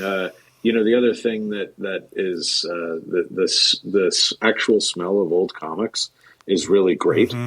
And the funny thing about, like, someone brought recently to the patio, the legendary patio, which I like that you described me like I entered in like Field of Dreams, where I was like, I gotta go to the patio. Like, if they build it, he will come. Yes. If you crack it, I will come, and out I come, never to return to the old world. No, but the funny thing is, somebody brought recently a art bag from the society. I think it was marshmallows on a singed stick, or campfire marshmallows on a singed stick. It was just a single cask art bag. It was not released in the U.S. It was it was released in Japan. So I had it in Japan. We found it in the society bar, tried it there. Oh my gosh, what a great experience. Didn't know we were going to run into that. And then, you know, back at the patio, having that dram again and going, oh my gosh, I'm back in Japan. Yeah. You know, it's forever just linked with that time and that place and that moment. And, you know, it's great when you can all of a sudden magically be transported like that. And that's what I think is true of both whiskey and comics. Agreed. Yep. Agreed wholeheartedly. In the interest of time, we're going to start just running down. I would be Final remiss, showdown. Big boss battle. I know our listeners want the following question to be asked that has only been revealed to them in this conversation here, unless they are X-Men fans. What is the house style of the distillery that is being operated in X-Men? That's very, very good. I would say this. The interesting thing for those that don't know, I'll give you the very quick bullet point pitch of what Jonathan and Pepe and my collaborators did to reset the status quo. For many years, X-Men were in a mansion. They were in a school. We loved them. They lost the school. They moved the school. It was always around the school. What the new status quo, what House of X did, was the mutants came together in lockstep, and they went to going back to giant size X-Men. Krakoa the Living Island was a mutant. Could we collaborate with Krakoa the Living Island to make a mutant society, and what does that look like? And so there was just a gentle retcon that yielded a lot of results that said years ago they began working on it in secret, and then now in the present we have a mutant society that can use these what we call Krakoan gates to travel great distances. And when Jonathan was preparing to do the map for the end of that series, he said, "What's there?" And I knew that Marauders was coming. I had pitched a book that was sort of a pirate ship about going out and trying to have the mutants go collect mutants, like a mutant underground railroad that was also moving mutant medicines. Krakoa can grow flowers that become medicines for humans. So it's this complicated sort of fun, I hope fun, thing that we're doing. And we said, well, I got to have Hellfire Bay. We're moving the Hellfire Club to an island in the Pacific. It should look like it's a trident. And the other thing that I'm going to do is I'm going to put a distillery that will be named for a lost mutant island called Genosha. So Port Genosha is going to go there. And then I thought, well, how am I going to, what does this actually practically look like? And what they did was they used this as soft power, right? The medicines, they just want recognition. They're not charging an arm and leg. The whiskey is also soft power. They sent it to Madripoor to their friends to sell. Now they have mutant trade, right? So I think the house style is interesting because I think it's not peated unless it's specifically like a bespoke distillation that is going to be aged. But the fun thing that we sorted about it was we have some characters that can use their mutant gifts. We think about mutant powers now in circuits. The fastball special, when Colossus picked up Wolverine and threw him to stab a guy or an airplane or whatever needed stabbing. That was the initial mutant technology, but that was like, the Stanley Kubrick, the ape with the bone in 2001, figuring out mutant technology. Now we can have, we told a big story called Planet Size X-Men, where the Omega mutants terraformed Mars. Magneto rode a meteor or an iron asteroid into Mars to give it a denser core, and they all set about doing that. What the whiskey is, so they distill it. I'm very proud of this. There's the casks, and then a mutant named Tempo, who has the ability to temporally shift things. So she can age things up, and so she ages the mutant whiskey to any age. We said that I'm always trying moonshots. We said the standard age release of the mutant whiskey is 50 years old. So amazing! Oh my gosh! Which you would want for like a Krakoan. The interesting thing about Krakoa is Krakoa will provide. So if you ask Krakoa for a biome, you'll get a flower. And then you can plant the flower and it quickly grows. And that's how the gates work too. So the mutant whiskey, I think, is very sort of floral with a lot of tropical fruits probably. I think it's in the Hanyu and Chichibu strike zone.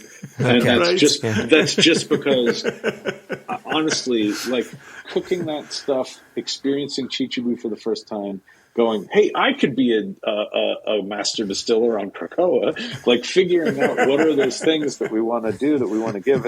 And then, it just sticks around, especially when you mine your own continuity. So in Savage Avengers, when Kang is at the end of time, with all of his trophies, he's got Cap's shield and Wolverine's skeleton, and he has an unopened bottle of Krakoan mutant whiskey, Port Genosha, on there too, It's fun to be able to just make additive toys, and again, it's ways for me to express the things that I love, but that also I think will yield some really interesting story possibilities for those characters. So that's always the goal, is to have fun, because if I'm having fun, my artist has a chance to have fun. If we're both having fun, then the reader has a chance to have fun.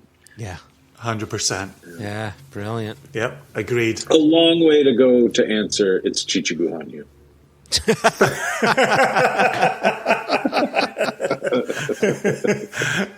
Can't argue with your thoroughness. Thank you.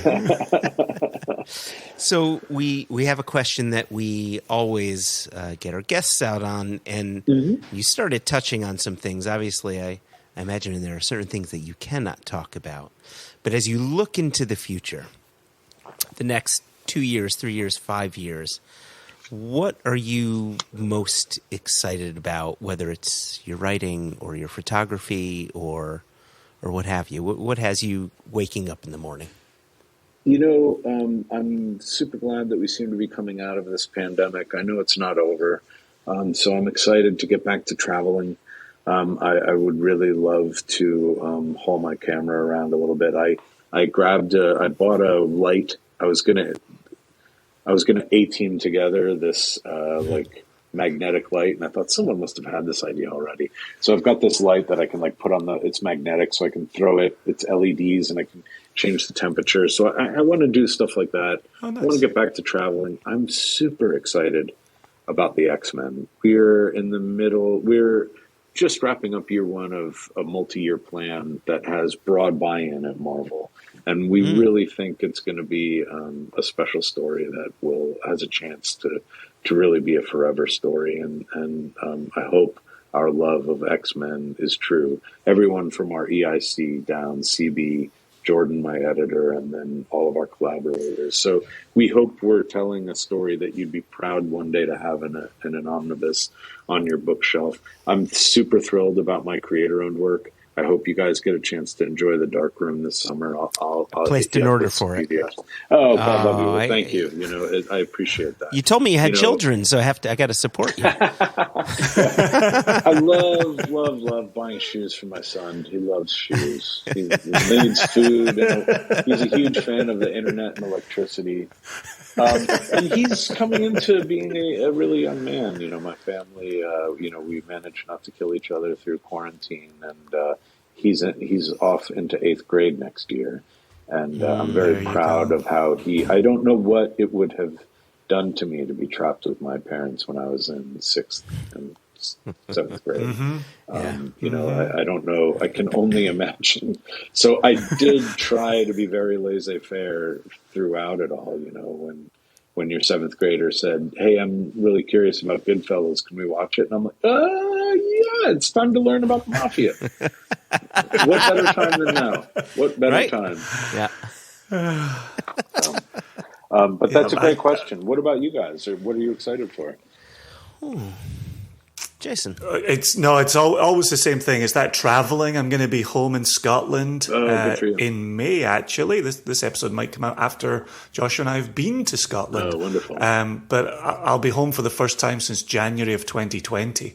So that'll be nice. That's great. Especially having gone through years where I was getting there 4 or 5 times a year. Yeah. Now, not being there for over 2 years is wild. It's hard. So, I'm excited for that. I will not see my mom on this trip, but maybe if travel continues, I will see her in a future trip. Good. Yeah, I'm the same. 2021 was my first year since 2011 of not going to Scotland at least once. Wow. And so not going back to Scotland, I'm not Scottish. I'm just a Connecticut Jew, but, Scotland You're really Scottish feels by like choice. I'm Scottish by choice. And by proximity whenever I'm near by Jason. Proximity. Scottish by love. So It's a lot of love, I tell you. Gonna take a lot of love. Anyway, so I'm excited about that. I'm also excited, and you get to see this, but we're not going to show anybody else. We have a new product coming out. Wow. Don't say anything. Okay. But it's wow. This is a prototype. That's so cool. Yeah, and look at what he's holding. Yeah, See that? I love it. That's my kind of creature. I won't say anything. Yeah, so Cheers. So this is a product line that Jason and I have been working on. Jason, Jess, and now Elijah and I have been working on for 5 years now, Jason. Oh wow. Okay. Cool. Yep. Yeah, long bloody time. It's and for the record, so you can sleep on this one this evening. Your Goodfellas experience was my Deadpool experience. Ah, very good. Okay. And so my 6th grader got to see Deadpool. Very good. I'm proud of you. When I remember one of my last signings pre-COVID, a young gentleman came up to me and asked me to write a permission slip to give to his parents to see Deadpool, and I said, "This is a first, and I'm happy to do it. Give me about 10 minutes." And I got out my Sharpie in the back of a comic book board and said, "Dear sir or madam, you're very well. Your seemingly young adult son. It's time to learn about the." Yeah, it's very funny. I mean, the other funny thing is, I had said to my son, "Don't you just wait for me for Deadpool." Mm-hmm. And when I remember one day, I just click on my Apple TV, and Apple's like, "Oh, hey, do you want to continue watching Deadpool?" And I'm like, I was like, "No, but good on you, kid. Who wasn't reaching for stuff before you were supposed to? It's the rite of passage." See, our version of that is to our kids is have whatever you want, anything we've got, if it's open, Yeah. I know you want to experiment, just don't dilute it. Yeah. Don't dilute it. So, no and don't do it in surprises. 6th grade. Yeah, no surprises. That's so funny. It's hilarious. Well, thanks a million, Jerry. Oh my gosh, are you kidding? A continuation of what we started on the patio. So much fun that night. So much fun this afternoon. Thank you for having me on. And I hope I can come back after we have some more life experiences. Maybe we'll book one in the evening, and I won't feel bad about raising a glass with you guys. Oh, it's still the afternoon. I got to get into another meeting shortly, and I don't want to pass on it. So lovely. There's an open door, Jerry. Yeah, please. Anytime. Perfect. Cheers. Best of luck, mate. Thank you. Take care.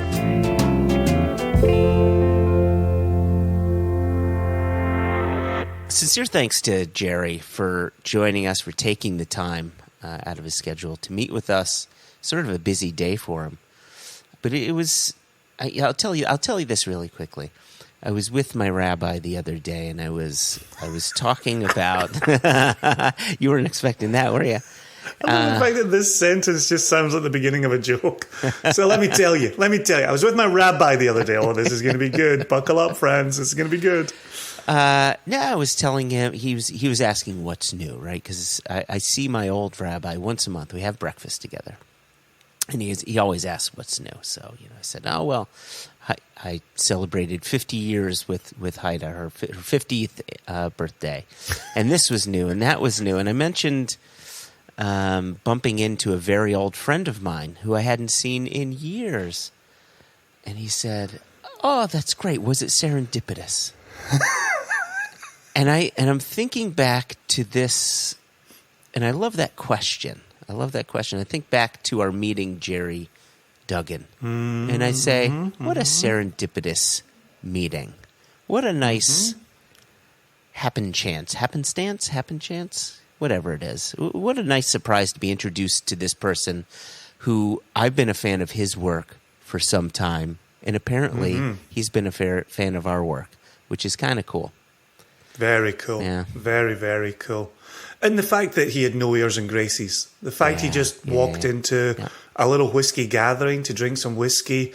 He wasn't in charge of his own press. We found out more about him from the others at the table than we found out from him that first night. And then we got into a conversation, around his work and all of that. So I figured he would be a good guy. I mean, if he springs from the bushes to join a party, he's going to be a good guy, right? He said he was leaving to go get an Uber, but I only saw him make it back as far as the bushes. So. Oh, that's interesting. You think he just lives in the bushes? I don't want to say it out loud, Joshua. I'm going to leave people to put two and two together.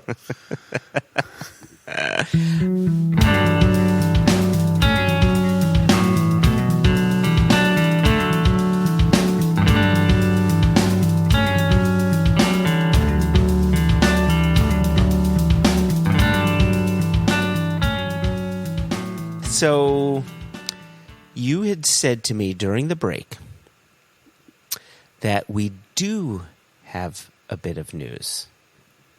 So we do. Is it so much news that we need to wake the paper boy?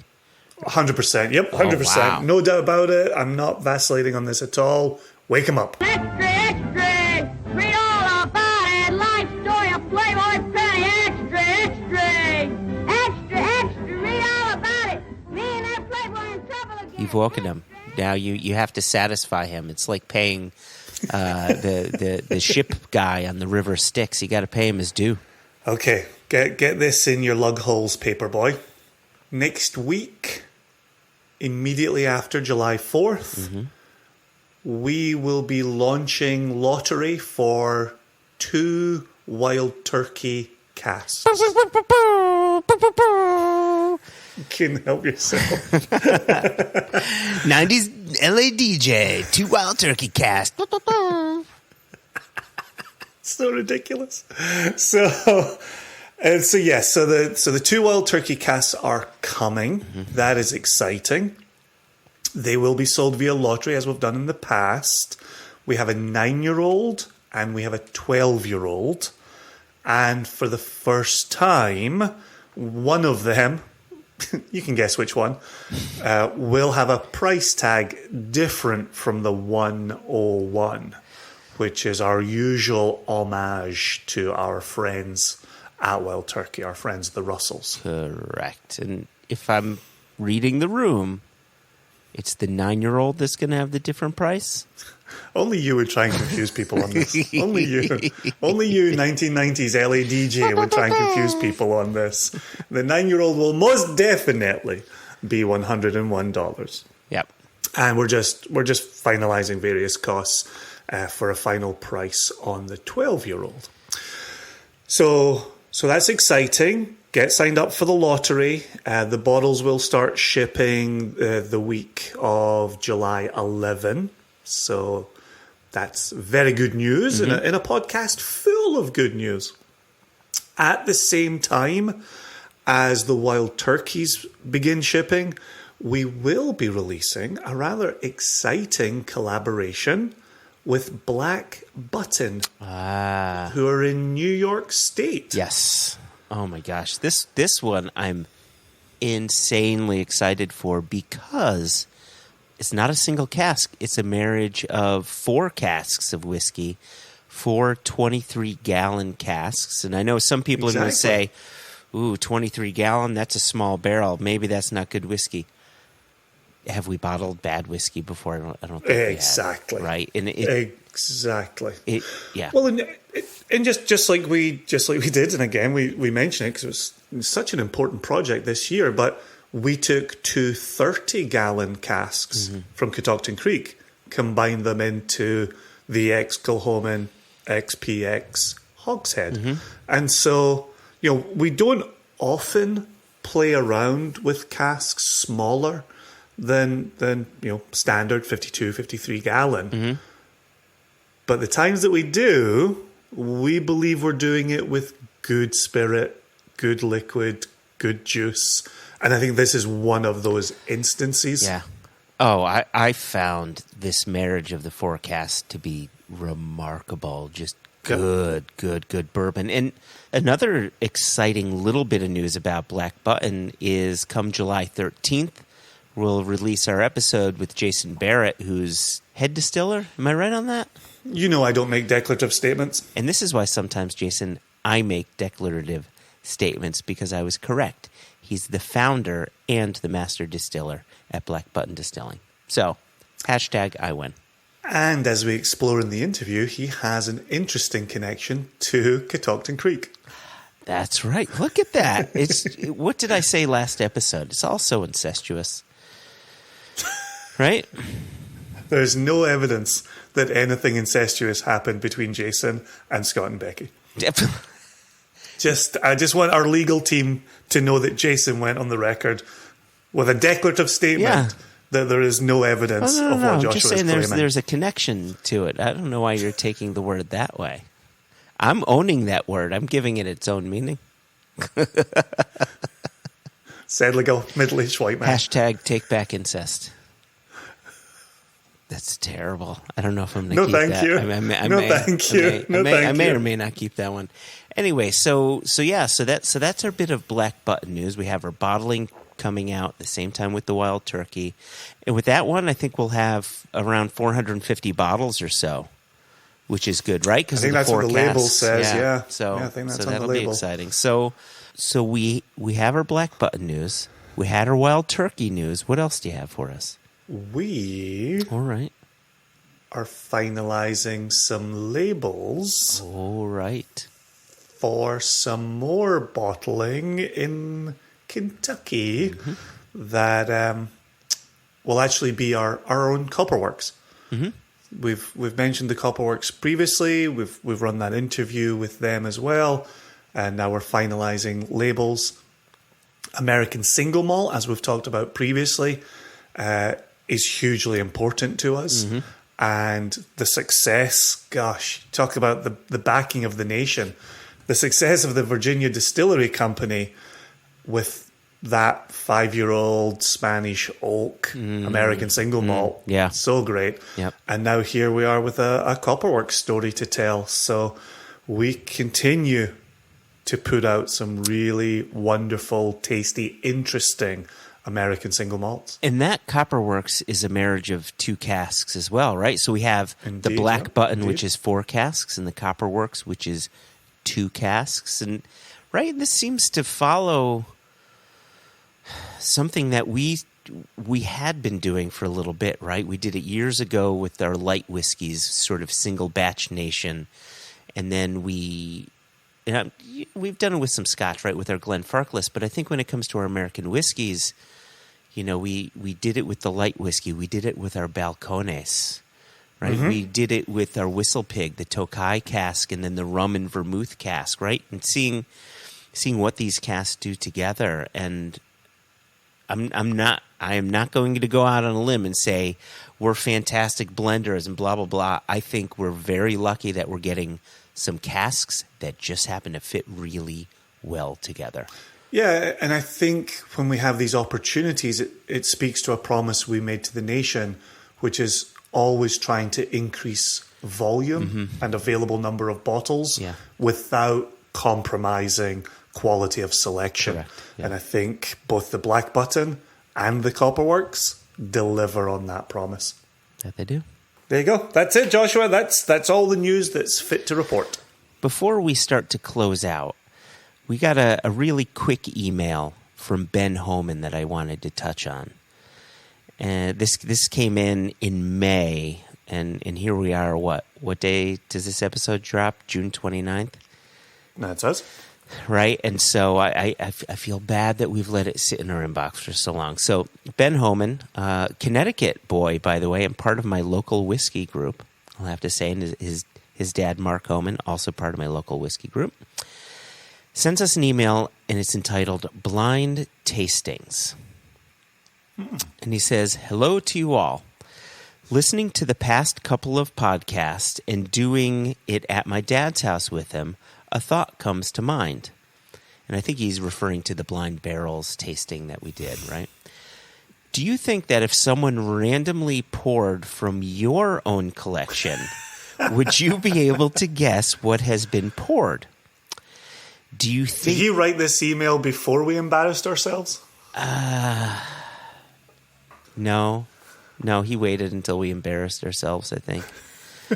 He says, do you think you could narrow down the exact bottle, or would it be just distillery and maybe some more details, but not the exact bottling? And I'm curious if Elijah and Jess would be able to guess theirs as well. So we'll have to ask Elijah and Jess at a later date. But that brings up a really good question, right? Because think about what happens, and you talked about this before on our last podcast, where you explained what it was like seeing someone you hadn't seen for a while. What do you do when they come over? You pour them a dram. But you know what dram to pour them because you're like, oh, that bottling, I know it, right? And I know that he or she will like it. But if the tables were turned and they went to your collection and poured for you, what do you think? And then said, what is it? I think Ben is incredibly generous in his email to say, would you get distillery without necessarily naming the release? I think if you go back to Seabass, Christopher Sebastian, sending in our Blind Barrels and hiding our single cask nation Ben Nevis in there. Yeah. And you and I successfully talked about the funkiness of it, and we started naming funky distilleries that we've bottled from, and buy separately to that. We just simply missed Ben Nevis being a funky distillery as we were sitting sipping on our own Ben Nevis. And the thing I said at the time, and I'm happy to reiterate here and for Ben, I am very pleased the number of times we said, boy, when I find out what this is, I'm buying a bottle if I don't already have it. Or, damn, that just drinks in a way that I really love. Yeah, and so to that point, the fact that we'd already sampled it and we'd already selected it and we'd already proudly sold it, all of those aspects rang true in the blind tasting, even if we didn't successfully identify it. So I'm gonna stand here today and say I don't think I would name from our own. Michael Nolan did it to us in Chicago, right? Oh, this is a single Cask Nation release. Yeah. What is it? And we didn't even get close to what it is. If you go back and listen to the Drammers live recording, at the end of that, Michael Nolan pulls a fast one on us. Yeah, that's a good point. Detecting even a distillery is going to be nigh on impossible. However, and I always like to think positively, and I like to give us credit where credit is due, and credit is not always due, but I think it is here. I think we did a pretty good job talking about the tasting notes. Like you had said, the funkiness.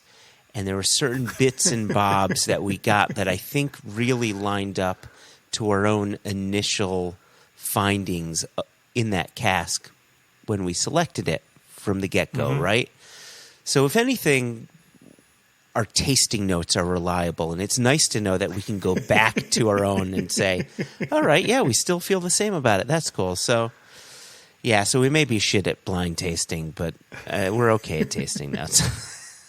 Hey, listen, I know you were going to use that email to get out of here, but I had a game that we didn't get to play in the last episode, and I desperately want to play it before we get out of here today. So just along the sense of blind, we're decent with our own blind tasting notes, even if we're not necessarily identifying a distillery.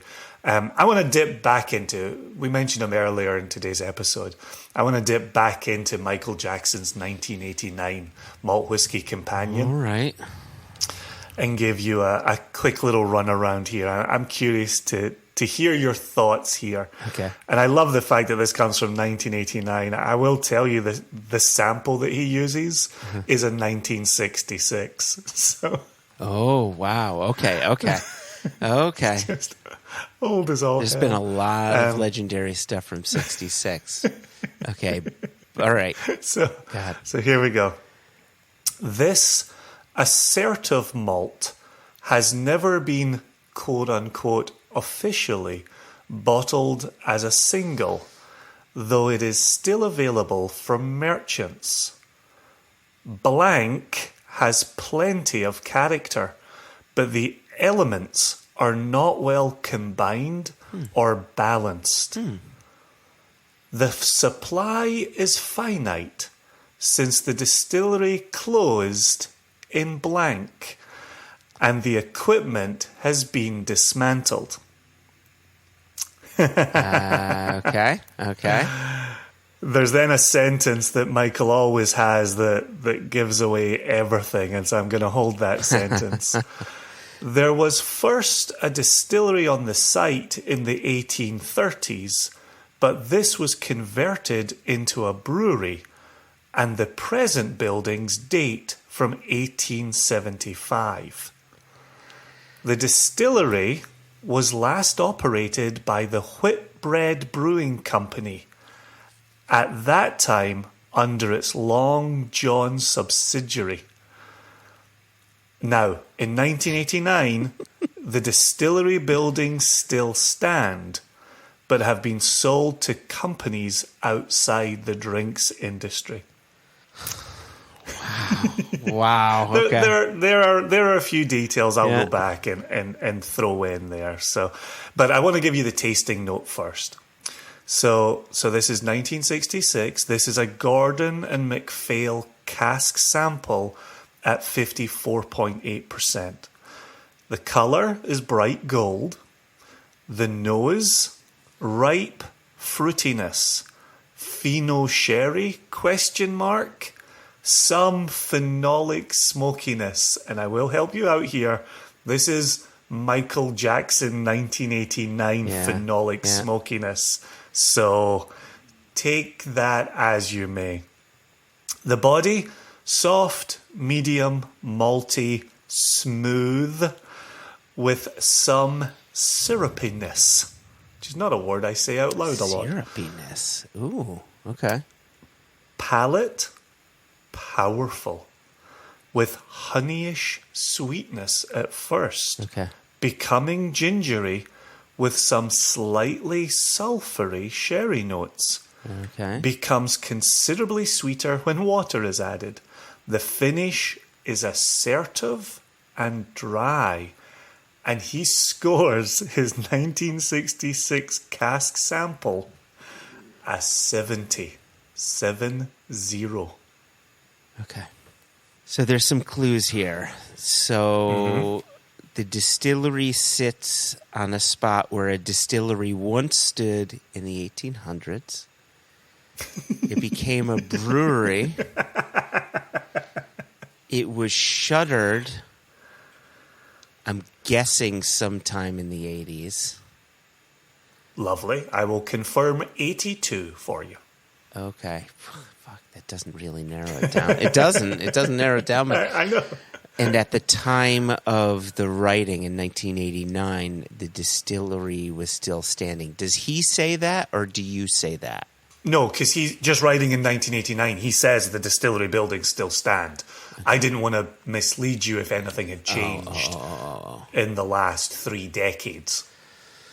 Okay, so he's talking about pheno. He's getting sulfury. That, to me, that's talking about cask and not necessarily about spirit. Can you just do me a quick favor and read those tasting notes for me one last time? The color is bright gold. Yep. The nose has ripe fruitiness, pheno sherry ? And some phenolic smokiness. The body is soft, medium, malty, smooth with some syrupiness. And the palate is powerful with honeyish sweetness at first, becoming gingery with some slightly sulfury sherry notes. Becomes considerably sweeter when water is added. The finish is assertive and dry. Did he say who owns the distillery or owned it at that time? Do we have that hint? The distillery was last operated by the Whitbread Brewing Company, at that time under its Long John subsidiary. God, that does not help. Whitbread. I think there's at least one listener screaming out the name of this. Can I have any hints? Can I have a region? Is it Speyside? I'm gonna give you a real big one. Okay. A real big one.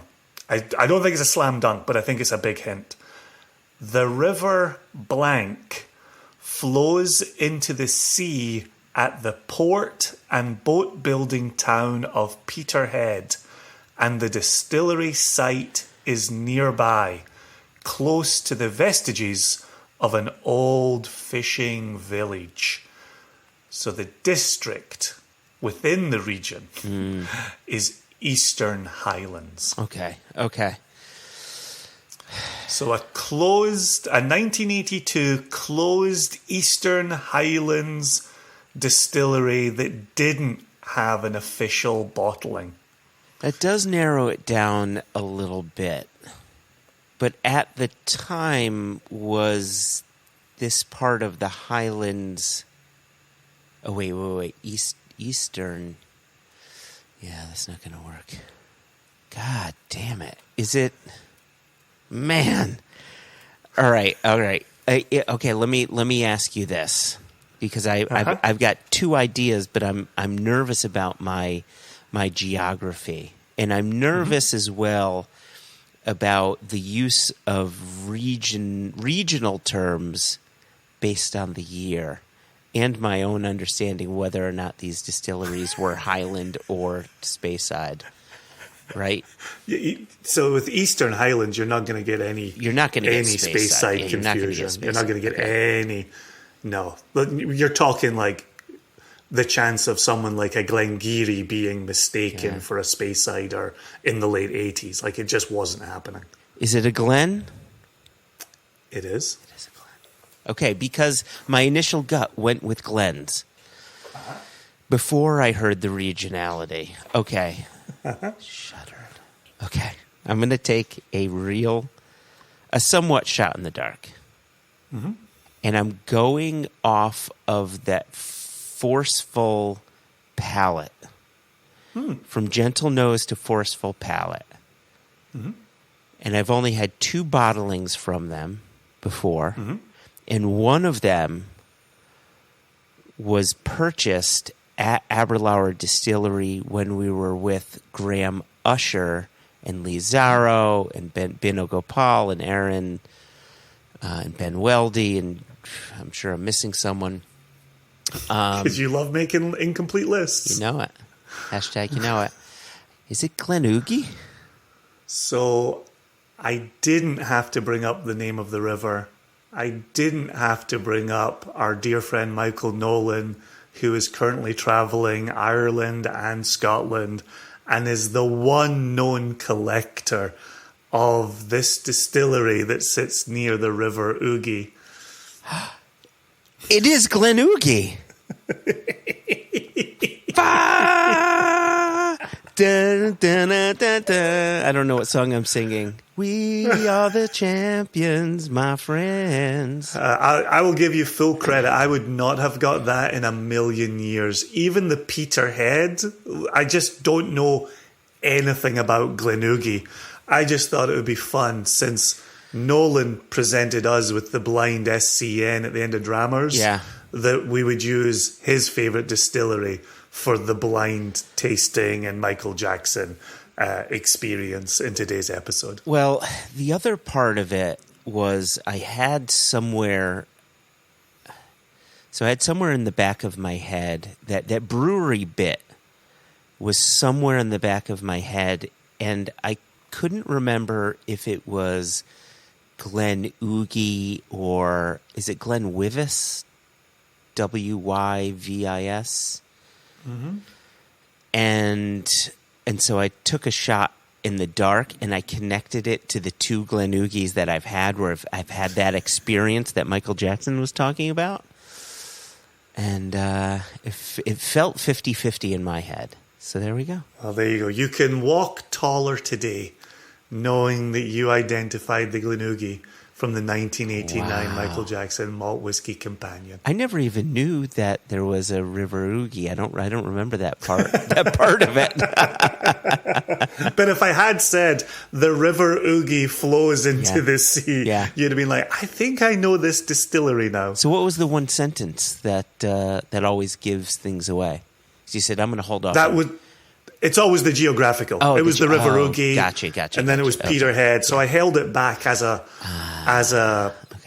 clue for you, but still keeping out the River Oogie. There you go. Oh, I am going to walk a little taller today, Jason. A little taller today. Thank you. Especially firm in the knowledge I would not have got that. So you definitely have one up on me this day. Huzzah. And I'm not afraid to say that out loud.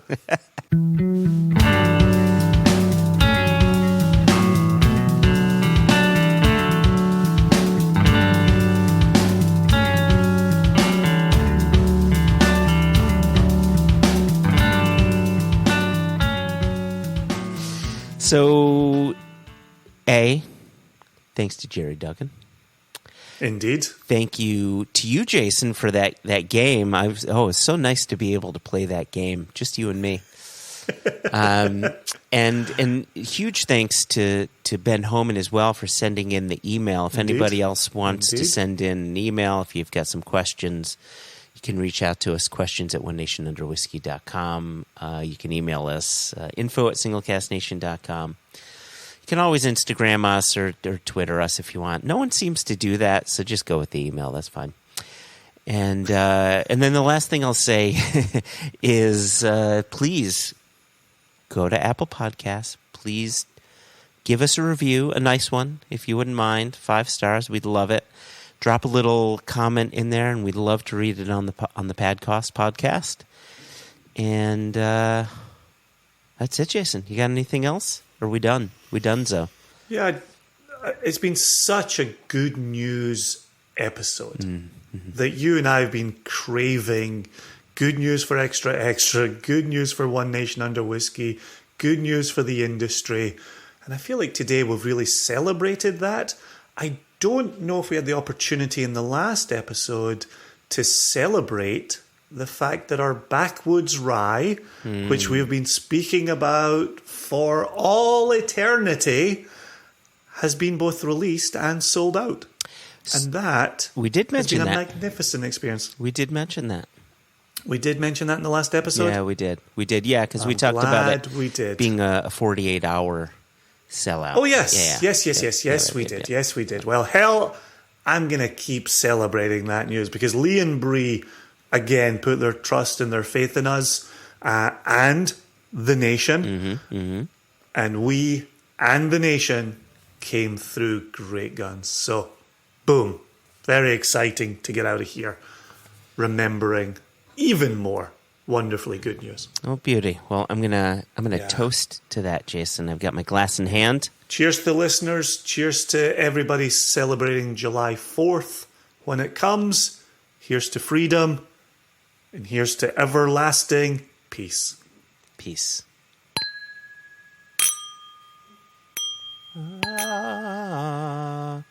At the same time, you ready? 1, 2, 3. I think that harmonized. We'll have to check with Tim Gullicksrud to see if I'm right there. All right. I'm only here for perfect pitch.